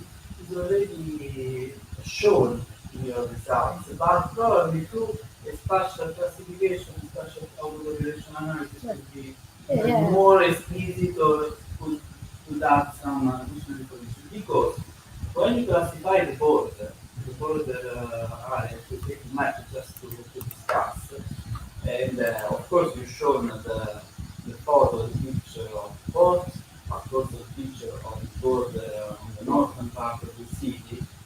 Well, I think I disagree with this similarity identification, because there are two functional areas for the urban morphology, for the urban function, for the urban organization that are clearly identifiable, because the port is the port. The coast on the, you know the names, I went there just for when Professor Oriana invited me, so never to come. So Kamal, Chiaia, and so on, no, is another portion of the city. If I can comment. Then you can continue. Listen, it's a very interesting consideration, but like the big green areas that we excluded before, like Camaldoli and Camaldolili, because the effectiveness are about forestal areas are objective.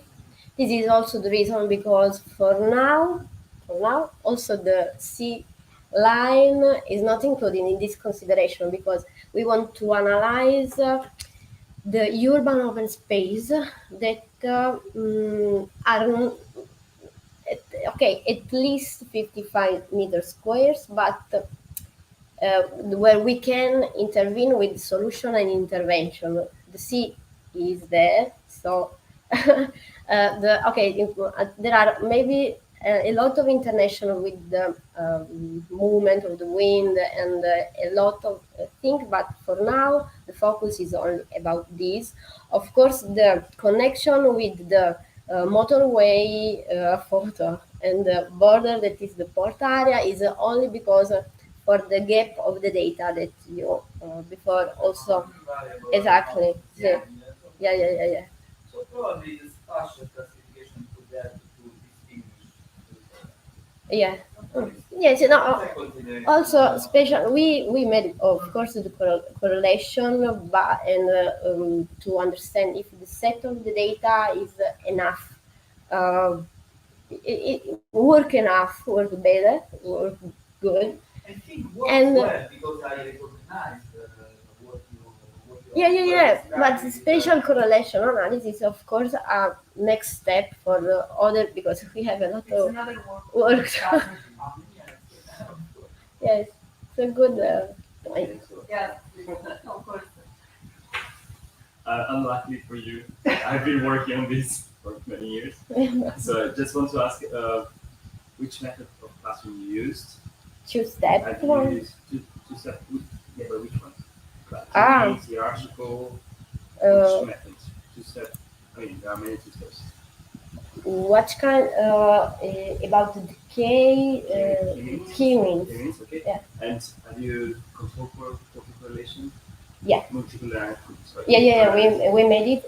We have also the slide there, but in briefly, there are 2 or 3 correlation in this big set of indicators, and it's about the population, density of population, and density of working population, and the other is about the per capita income with the value of valore immobiliare.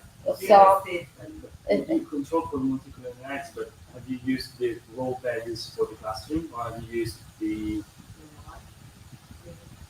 Normally, I mean, when I see applying the K-means, it's always like a second step of a PCA reduction, or another case where you reduce collinearity. Otherwise, you could have like few indicators that are driving your results. No, not in this case. We just applied cluster without making the principal complex analysis before. Because as Tonya told, the correlation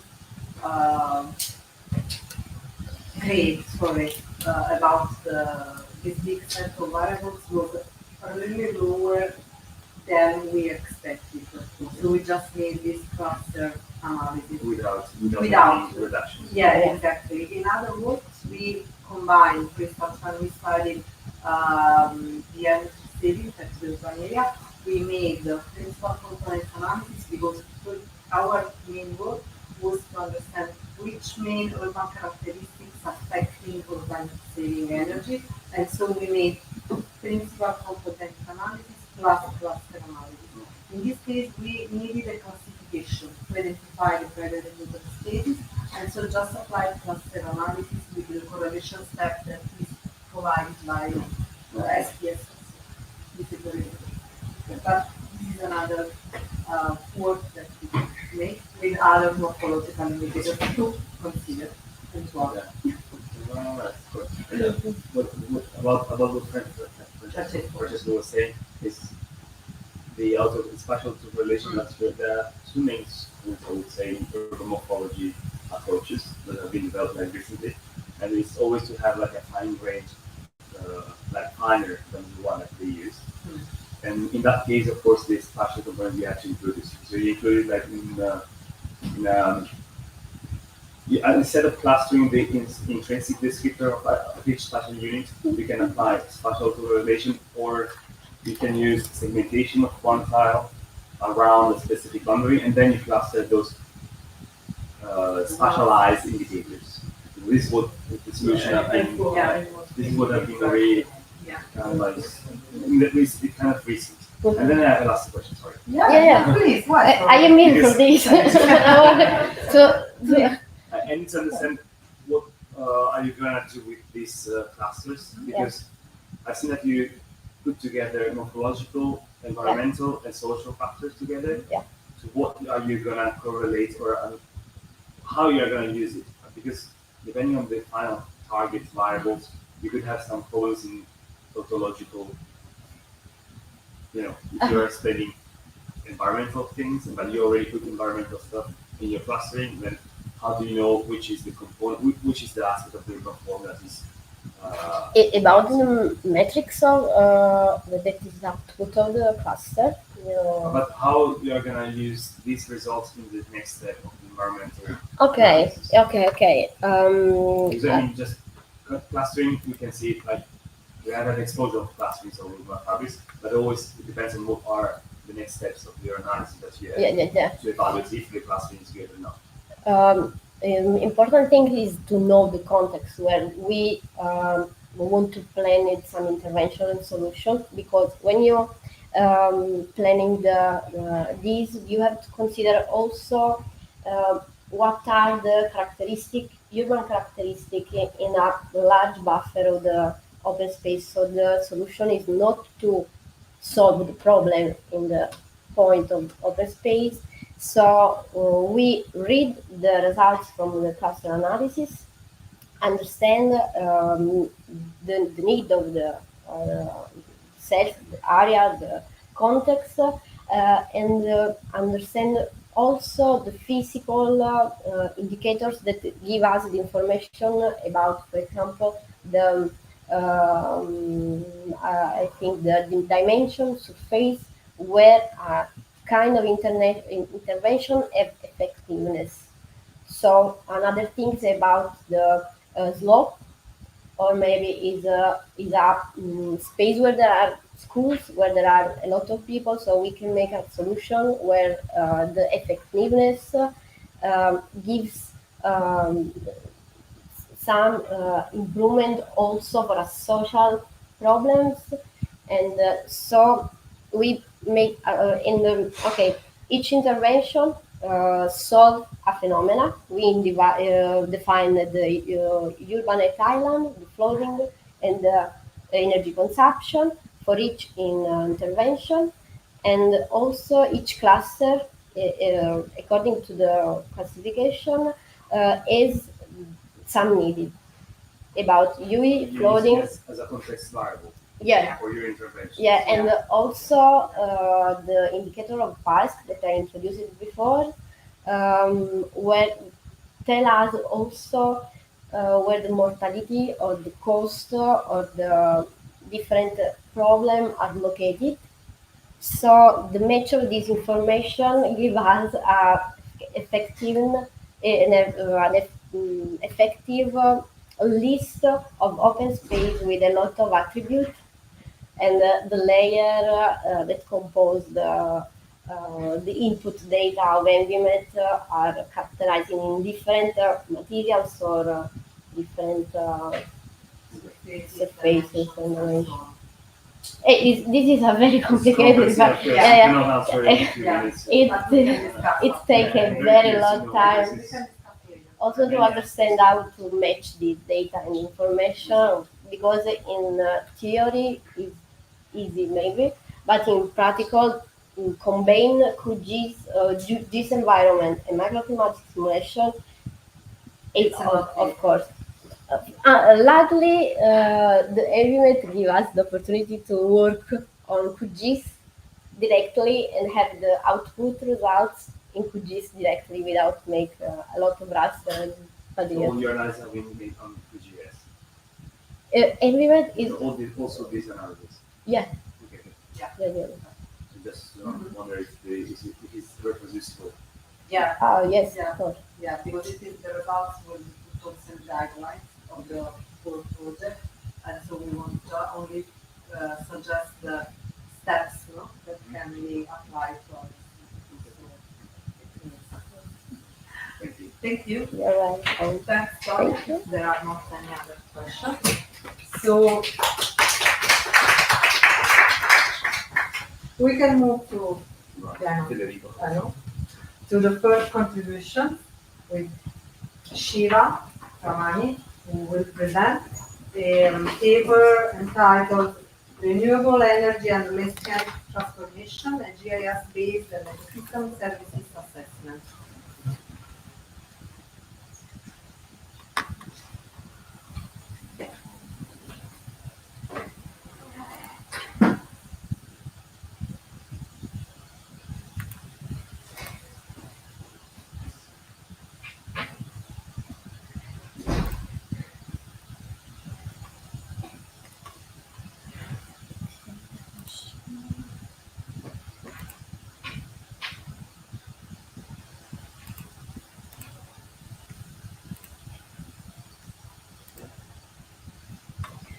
Okay, hello everyone. I'm Shiva, the third year PhD student from University of Basilicata, Italy. I'm going to present you the project that we did. It's titled Renewable Energy and Landscape Transformation. It is a GIS-based and ecosystem services assessment analysis, and my supervisor is Professor Morgante, and my co-supervisor is Professor Scorza. Um, energy from both sides, demand and supply, is a crucial subject to focus on it, especially in recent years, that the consumption from the traditional way that causes many problems like the climate change and global warming. And from the other side, the demand, which is projected to be double over the 21st century. Furthermore, they emphasize on the security, low-cost financing to facilitate the transition to clean energy, which is significantly emphasized on the COP27. And also the goal of the European countries that by 2050 they have to produce electricity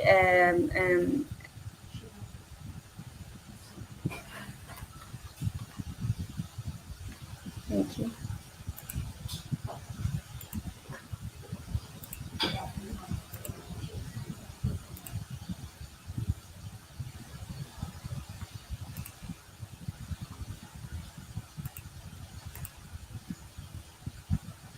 Sure.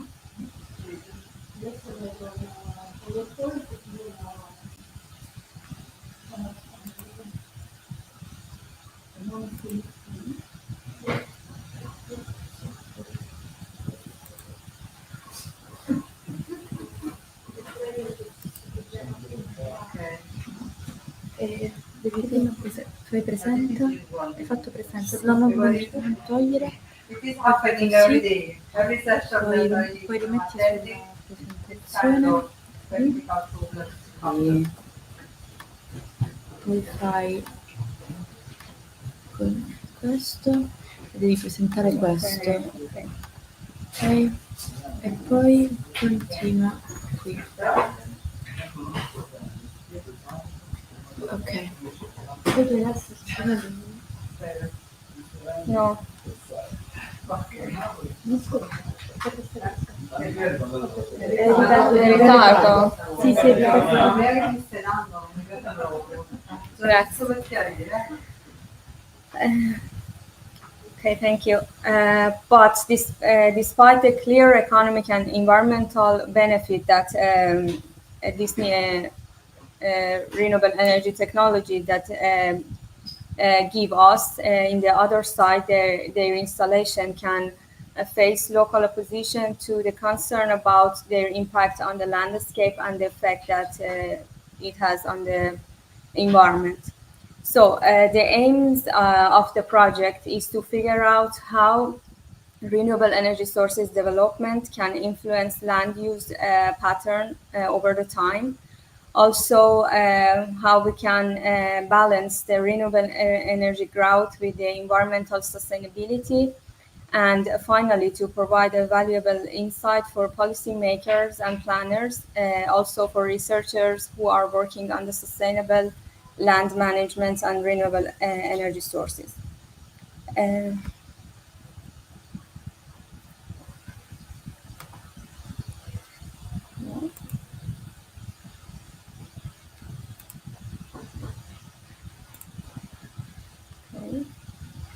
Here is a general and schematic methodology of the work that it consider three main pillars, which is the policy-based analysis, the GIS-based, and compared to the other two components, the more modern one, which is the ecosystem services-based analysis. These three components help us to the whole process from planning till the assessment of the renewable energy sources installation to reach the goal to figure out how will be this impact on the environment. Okay. But the order is changed also, I think. Okay, no problem. Our case study is Basilicata, which is located in the southern part of Italy. As you can see also in the graph, Italy is one of the countries that is very active in the field of renewable energy sources. That from 2010, the trend of implementation of the renewable energy sources is increasing sharply to the recent years. For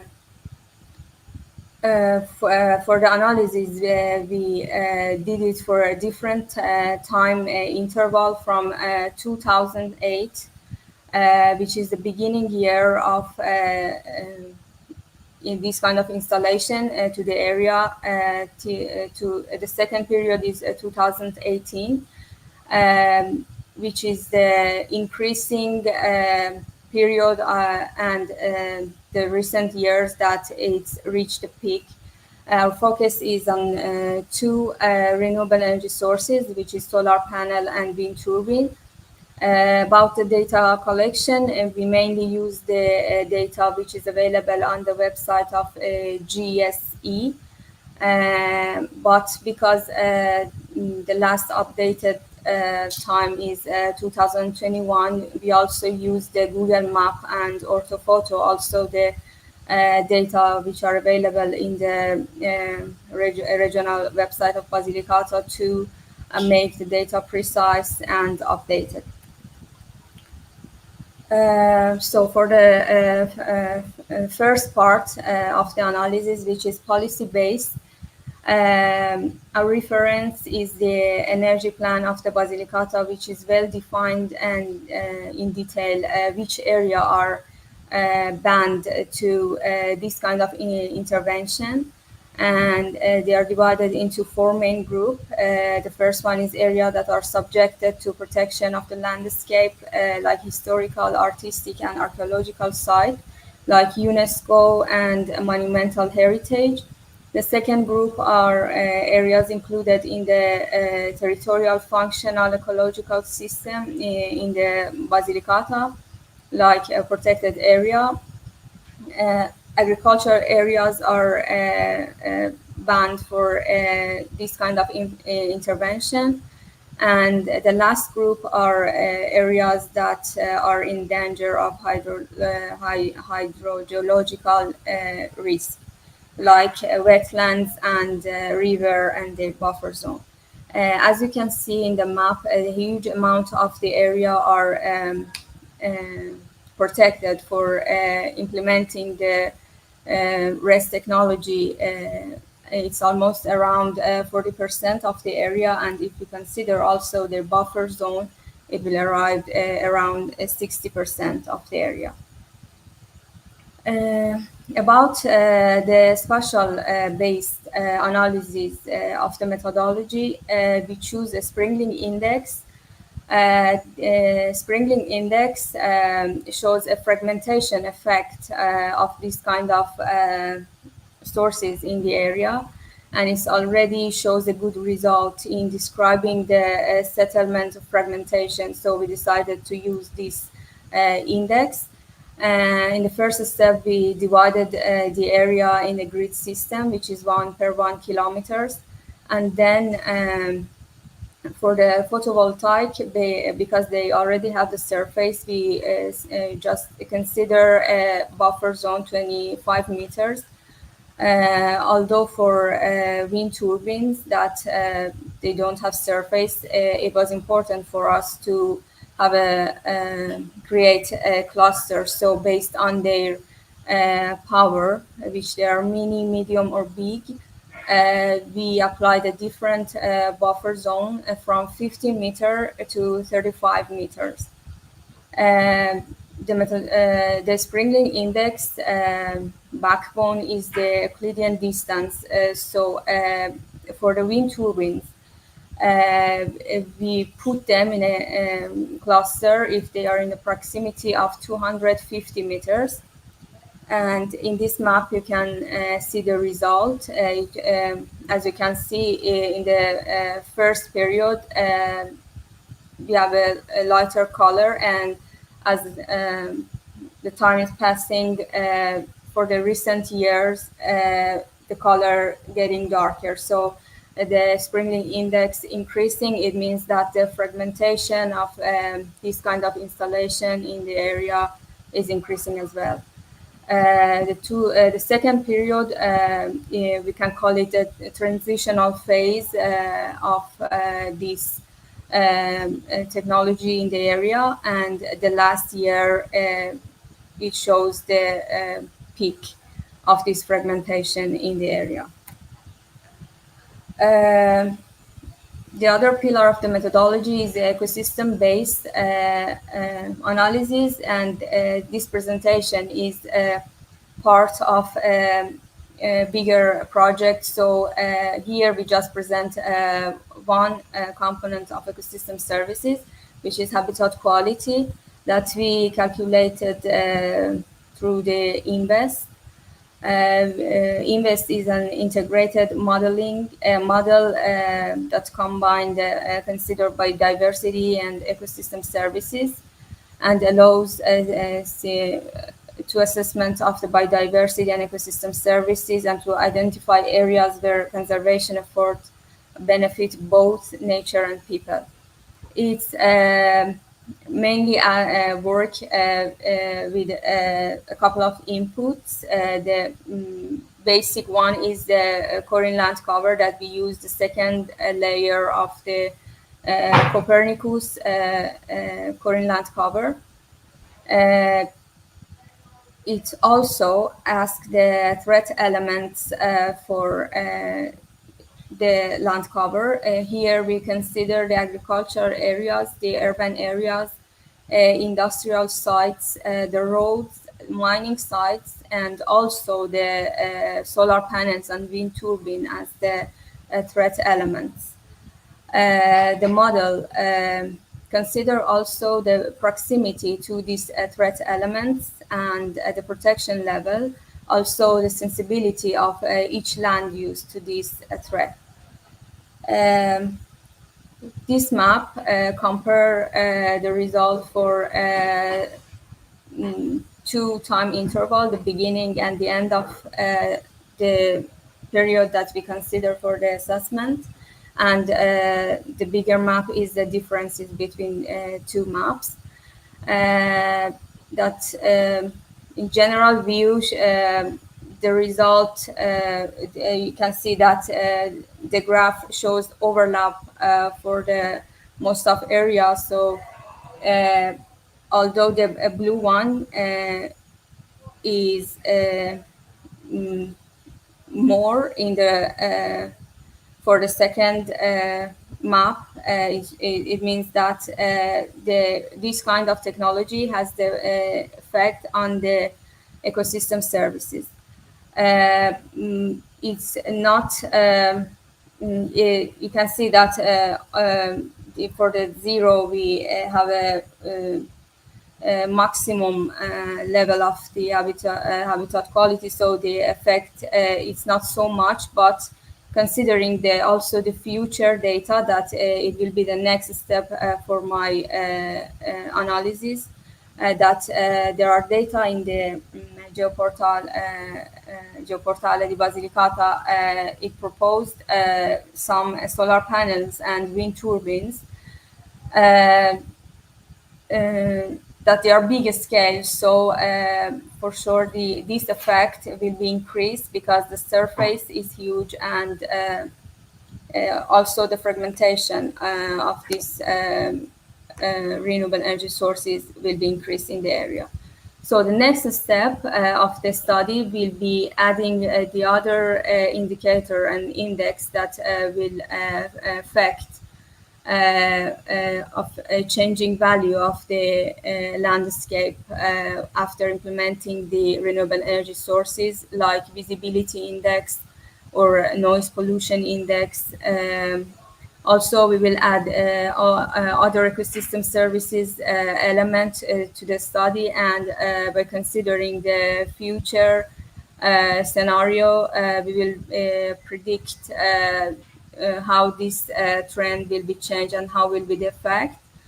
And at the end, the study will aim to propose a planning guideline or a model or a tool to assist policymaker and urban planner in making environmentally sound and visibly sensitive decisions.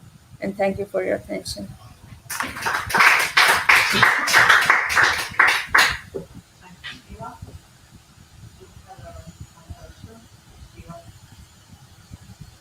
I do have a question about your future, the future development of the work. The very last slides. Yes. You mentioned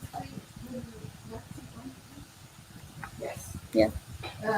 You mentioned future work on aesthetic index, noise pollution index, and weather and gas pollution. And I was wondering if you had already started on this. Yeah, first. My question then has to do with which kind of approach are you going to use? And the reason is that some of these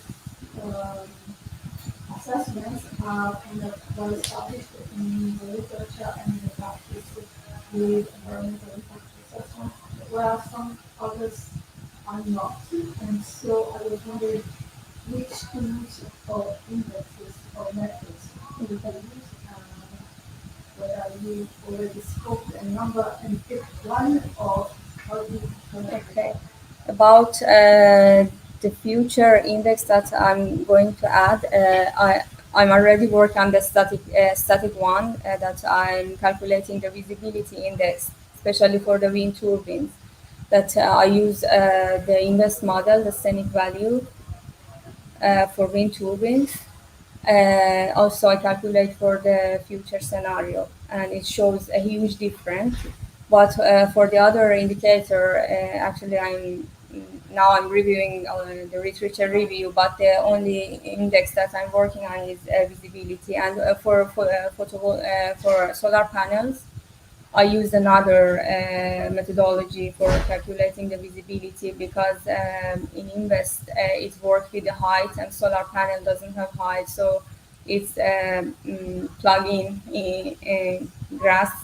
I use that plugin, and I have also result, but it also gave me a couple of problems. But I worked on it. Yeah. bird and bat pollution risk No.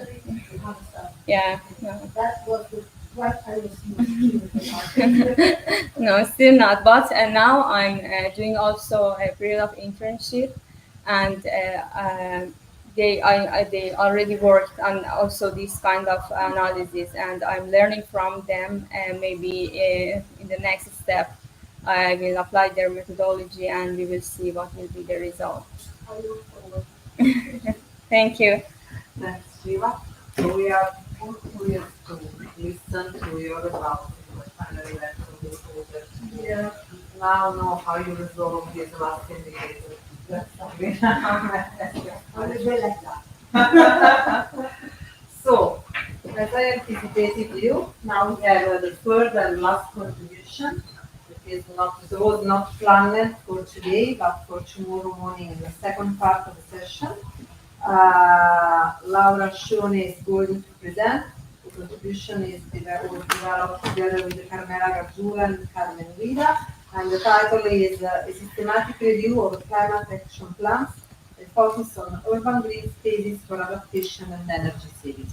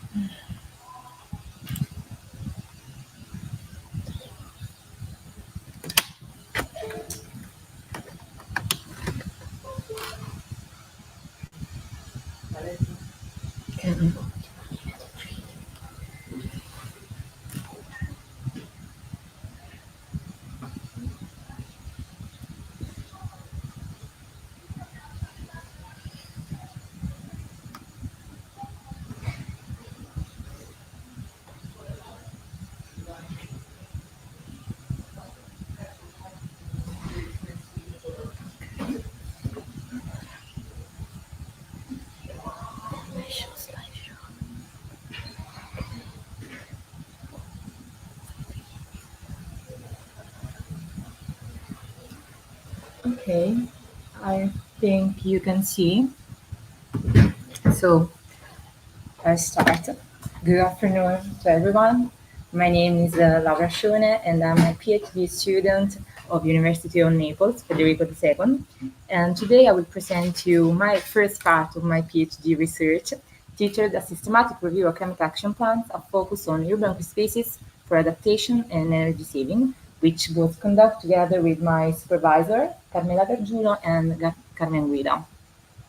So, as you know, my PhD topic is part of the activities of TEMALAB, which is land use, mobility, environmental laboratory of the Federico II, and it also involved various projects. One of these is Jinx project, it's pre-funded, so I'll go. And what I will say about that, my contribution is presented today fits with this framework. So, come back to my presentation. This is the structure. I'll start with the research problem to explain the context that motivated these studies. So today yeah.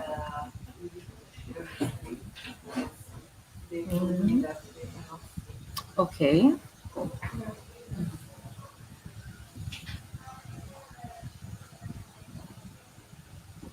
How can I show the screen? Tonya, can you help me?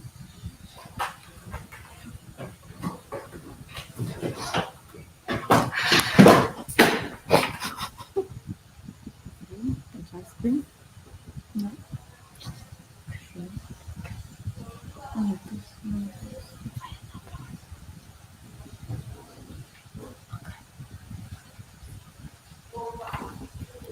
You now see? Okay. So today, overall 55% of global population lives in urban area, and yet the cities have just 2% of Earth land use. So they have faced the most devastating impact of climate change, with provision on nearly 50 million human losses for 2015.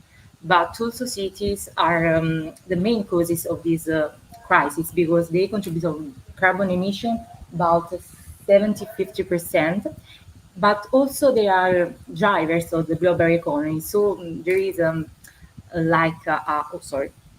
paradox because cities are all the main causes of climate emergency, but also one of the solutions. So responding to this challenge is not easy because cities are a complex system. So every action we take can lead to different outcomes. The challenge is not just act, but understand what kind of action to really work in this context. So for this reason, we have to consider when tackling climate change challenge towards adaptation action tailored to urban characteristics. So my PhD research project aims to develop a support tool for policymakers and planners to help them design more resilient actions, considering the urban characteristics that they are working with. So for this paper, I identify two main objectives. First, to identify the key urban characteristics that affect the climate response of these cities, but also identify and understand the relationship between urban characteristics and climate action. To do this, we are selected cities globally recognized for their commitment and for their climate action plans.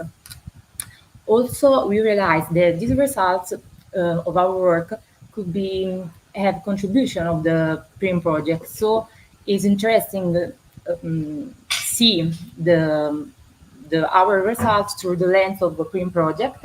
For these reasons, we focus on the role of green spaces and the synergy between green action and action in other sectors.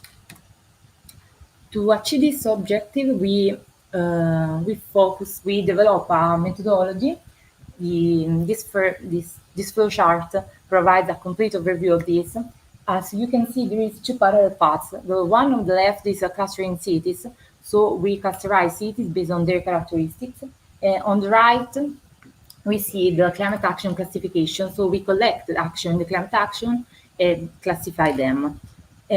On the third and final phase, compared analytical analysis, we integrate the results of the first and second phase to really read and understand the relationship between climate action and urban characteristics.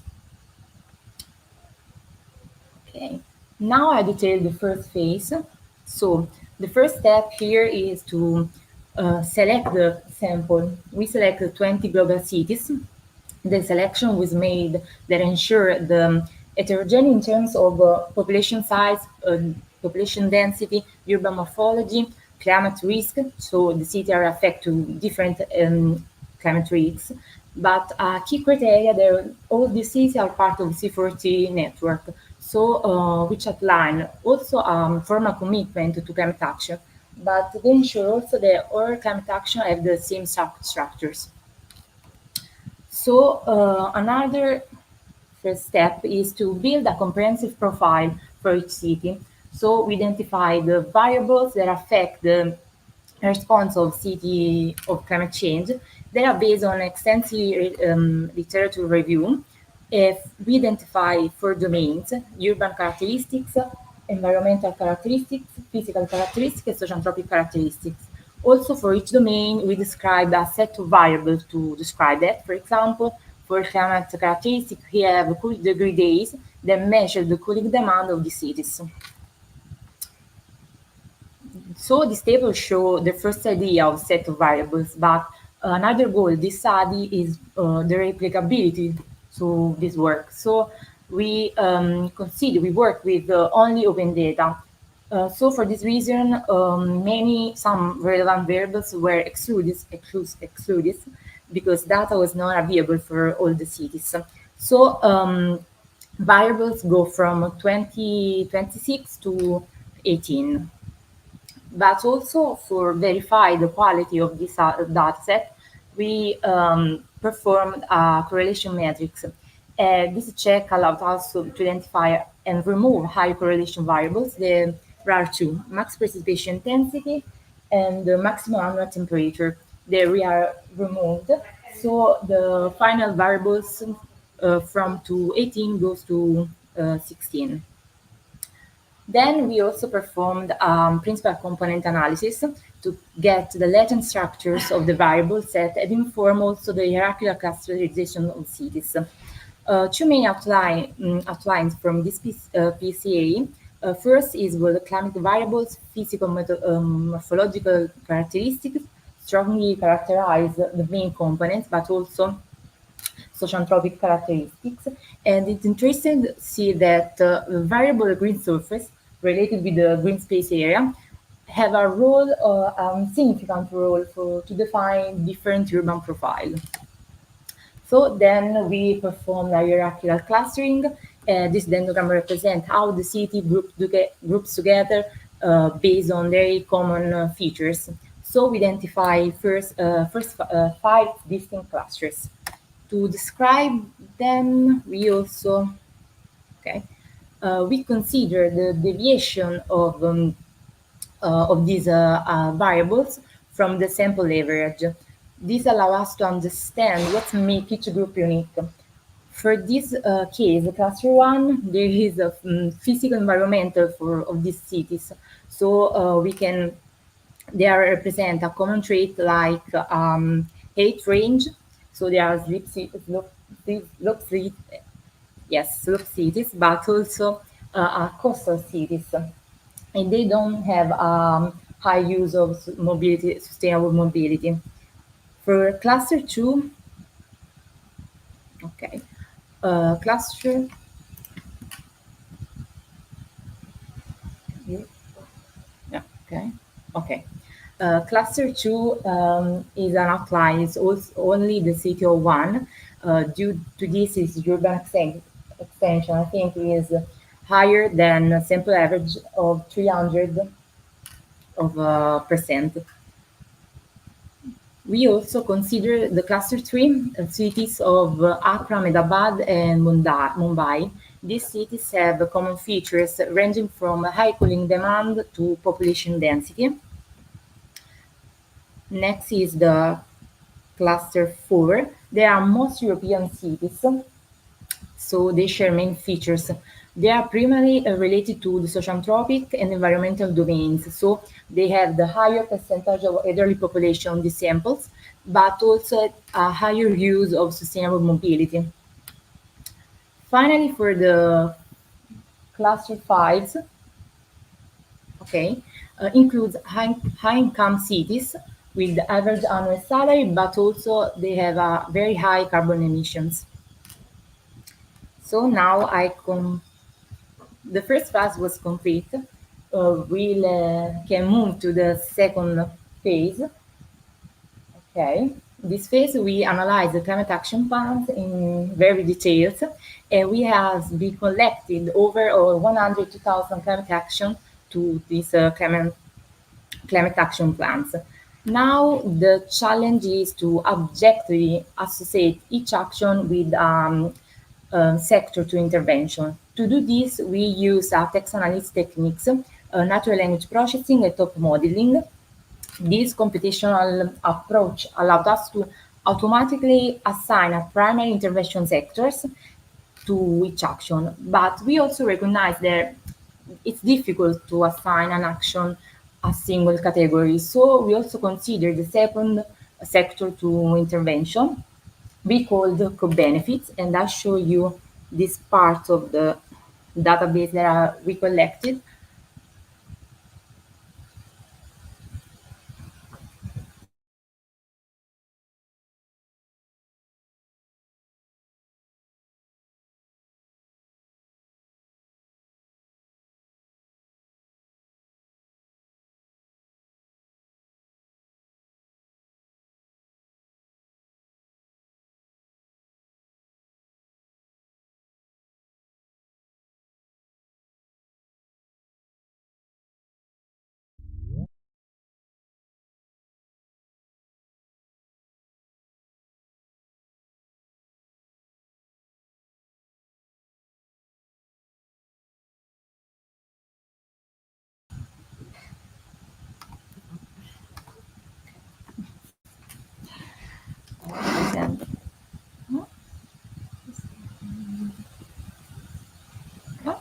Oh, no.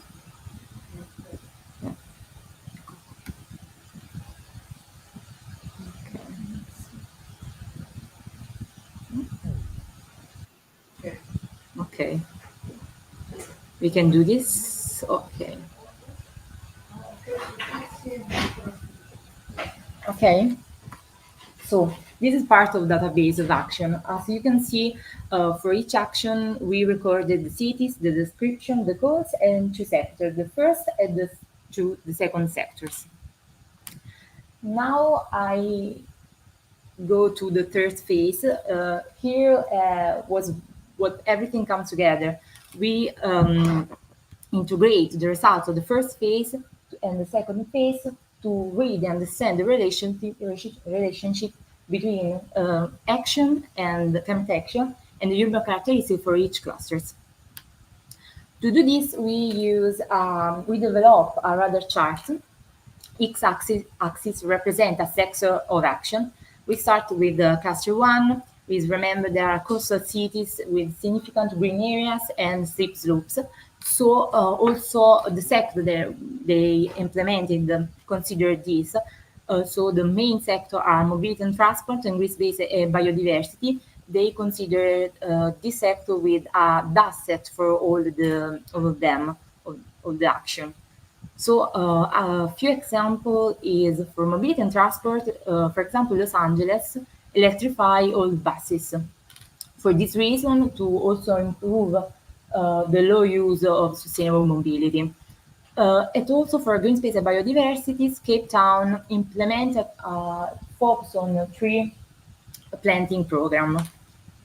For cluster 3, their cities face a dual challenge, very colleague demand with extremely dense population, and often they are limited resources. So logically, their strategies are not focused on large scale or expensive infrastructures, but they, as you can see on the radar chart, they implemented community engagement communication sectors, a responsible consumption, sustainable lifestyle. So action in this sector, common action are maybe distribute health advisors during heat wave or change working hours of laborers. In this way, they are the most effective approach in this context. For the next is cluster 4. There I remember these mostly European cities. There are stable climates, well-developed sustainable transport. So since they have already addressed some of the basic infrastructures, they focus on more sophisticated action, like in responsible consumption, sustainable lifestyles, and also sustainable economy and finance. Although urban planning policies are more limited amount of action, maybe because urban resilience is demand to other tools. So, for example, action these common action are promoting low carbon diet in Barcelona or in Paris, but also for sustainable economy and finance, they create a green fund for ecological transition. The last clusters, cluster 5, there are high-income cities like New York, Sydney, as we can see. They have also a significant finance resources, so they have also to address a higher carbon footprint. We can also say about these cities that there are a common and ground-based by disaster events like Katrina for New Orleans or floods to Rotterdam. So this section considers this history. For example, San Francisco and New Orleans consider a new green and green infrastructures, and also Rotterdam incorporate adaptation requirement in the regulation into building regulation to add to their low altitude. So another focus that we give to our research is the green space. So we took a closer look to the green space and biodiversity. This is part of the database considering only the green space and biodiversity sector. There is 130 action, but we also consider 61 action that green space and biodiversity is a co-benefit sector. We can also see that green action account 9% of total action planned. And for the second pie chart, we also can see the distribution of green action in by clusters. So we can outline that cluster 1 and cluster 4 are most active in greening intervention, which align also with their characteristics, I think. We can also see that we want to explore the synergies between green space actions and other sectors. So indeed, with these Sankey diagrams, we can also see that waste and resource management, community engagement, and communication are the higher sector that this action have positive impact of the action in green space and biodiversity. On the other hand, on the On the right side, we can also see that green intervention are primary strategy for disaster response, but also for urban development. So these sectors are climate emergency and urban planning policies. So to conclude, this slide summarizes our journey. The results, well, we have built with these results the foundation for the main research, the main objective of our research. But we know that although the results seem promising, there is some limitation, maybe about the use of open data. They can be have some bias, and also we can use some proxy variables. So in the next step, we refine our methodology, and also we can think to apply another sample, maybe a national sample. In this case, open data are more accessible, more available. So I conclude my presentation. There is the references of this study, if it works. Okay.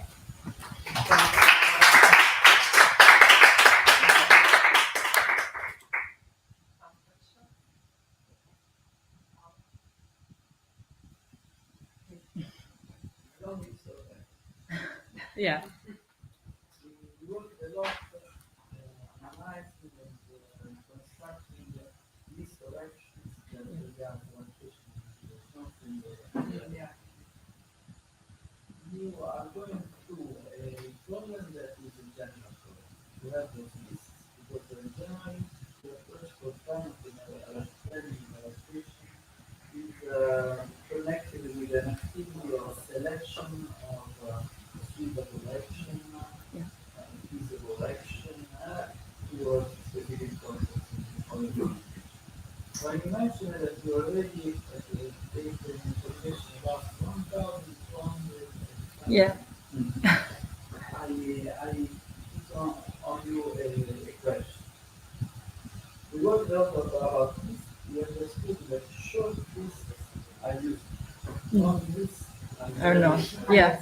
Very critical to be managed. Yeah, yeah. Also to be classified according to the thematic area or aligned in terms of to say that all the action has a similar At the same, yeah.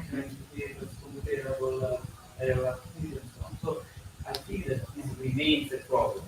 Yeah, yeah. And the solution is not to have a short list or to have a long list, but to have a significant list for every time. Yeah. But the process of selection is very key. About that, the sectors that you already Yes. identified in order to do, you said that you It's topic modeling for identified topics, and this way. comes from which analysis? Is it your classification or selection? No, it's objective. We use topic modeling, so through the use of keywords, they select a topic. We use that for objective because I don't want to have my opinion in this data. So it will. Okay. Yeah. Yes. Also, I totally agree with that. Long lists are so difficult to manage. But in this case, we use for have the relationship between sector the city are implemented. So it's okay for now. But yeah, I think that we can work on this. And the integration with the video set is represented by the fact that you select a style with practice in order All of action that I selected are the climate action plans. All the action in there, but they are implemented, so they are not on just to. They are not intervention that they go now. They do that now. So there is also a limit, I think, because we don't know if they implemented this in the reality. This is another question, I think. Okay. Okay. Thank you. So all the contributions were presented and discussed. I think that we have a lot of inputs that we can continue to discuss this night in Naples. I'm joking, not this evening, but in Naples, of course, and also in Potenza, maybe, to the next Grand Gala of Green Project. So thanks for joining this session, and I hope that we will see later at the social dinner. So thanks again to be here together.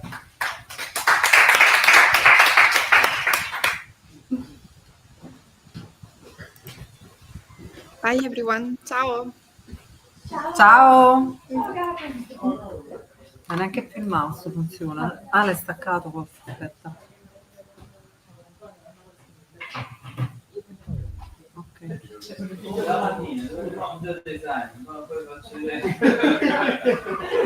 Si capisce, siete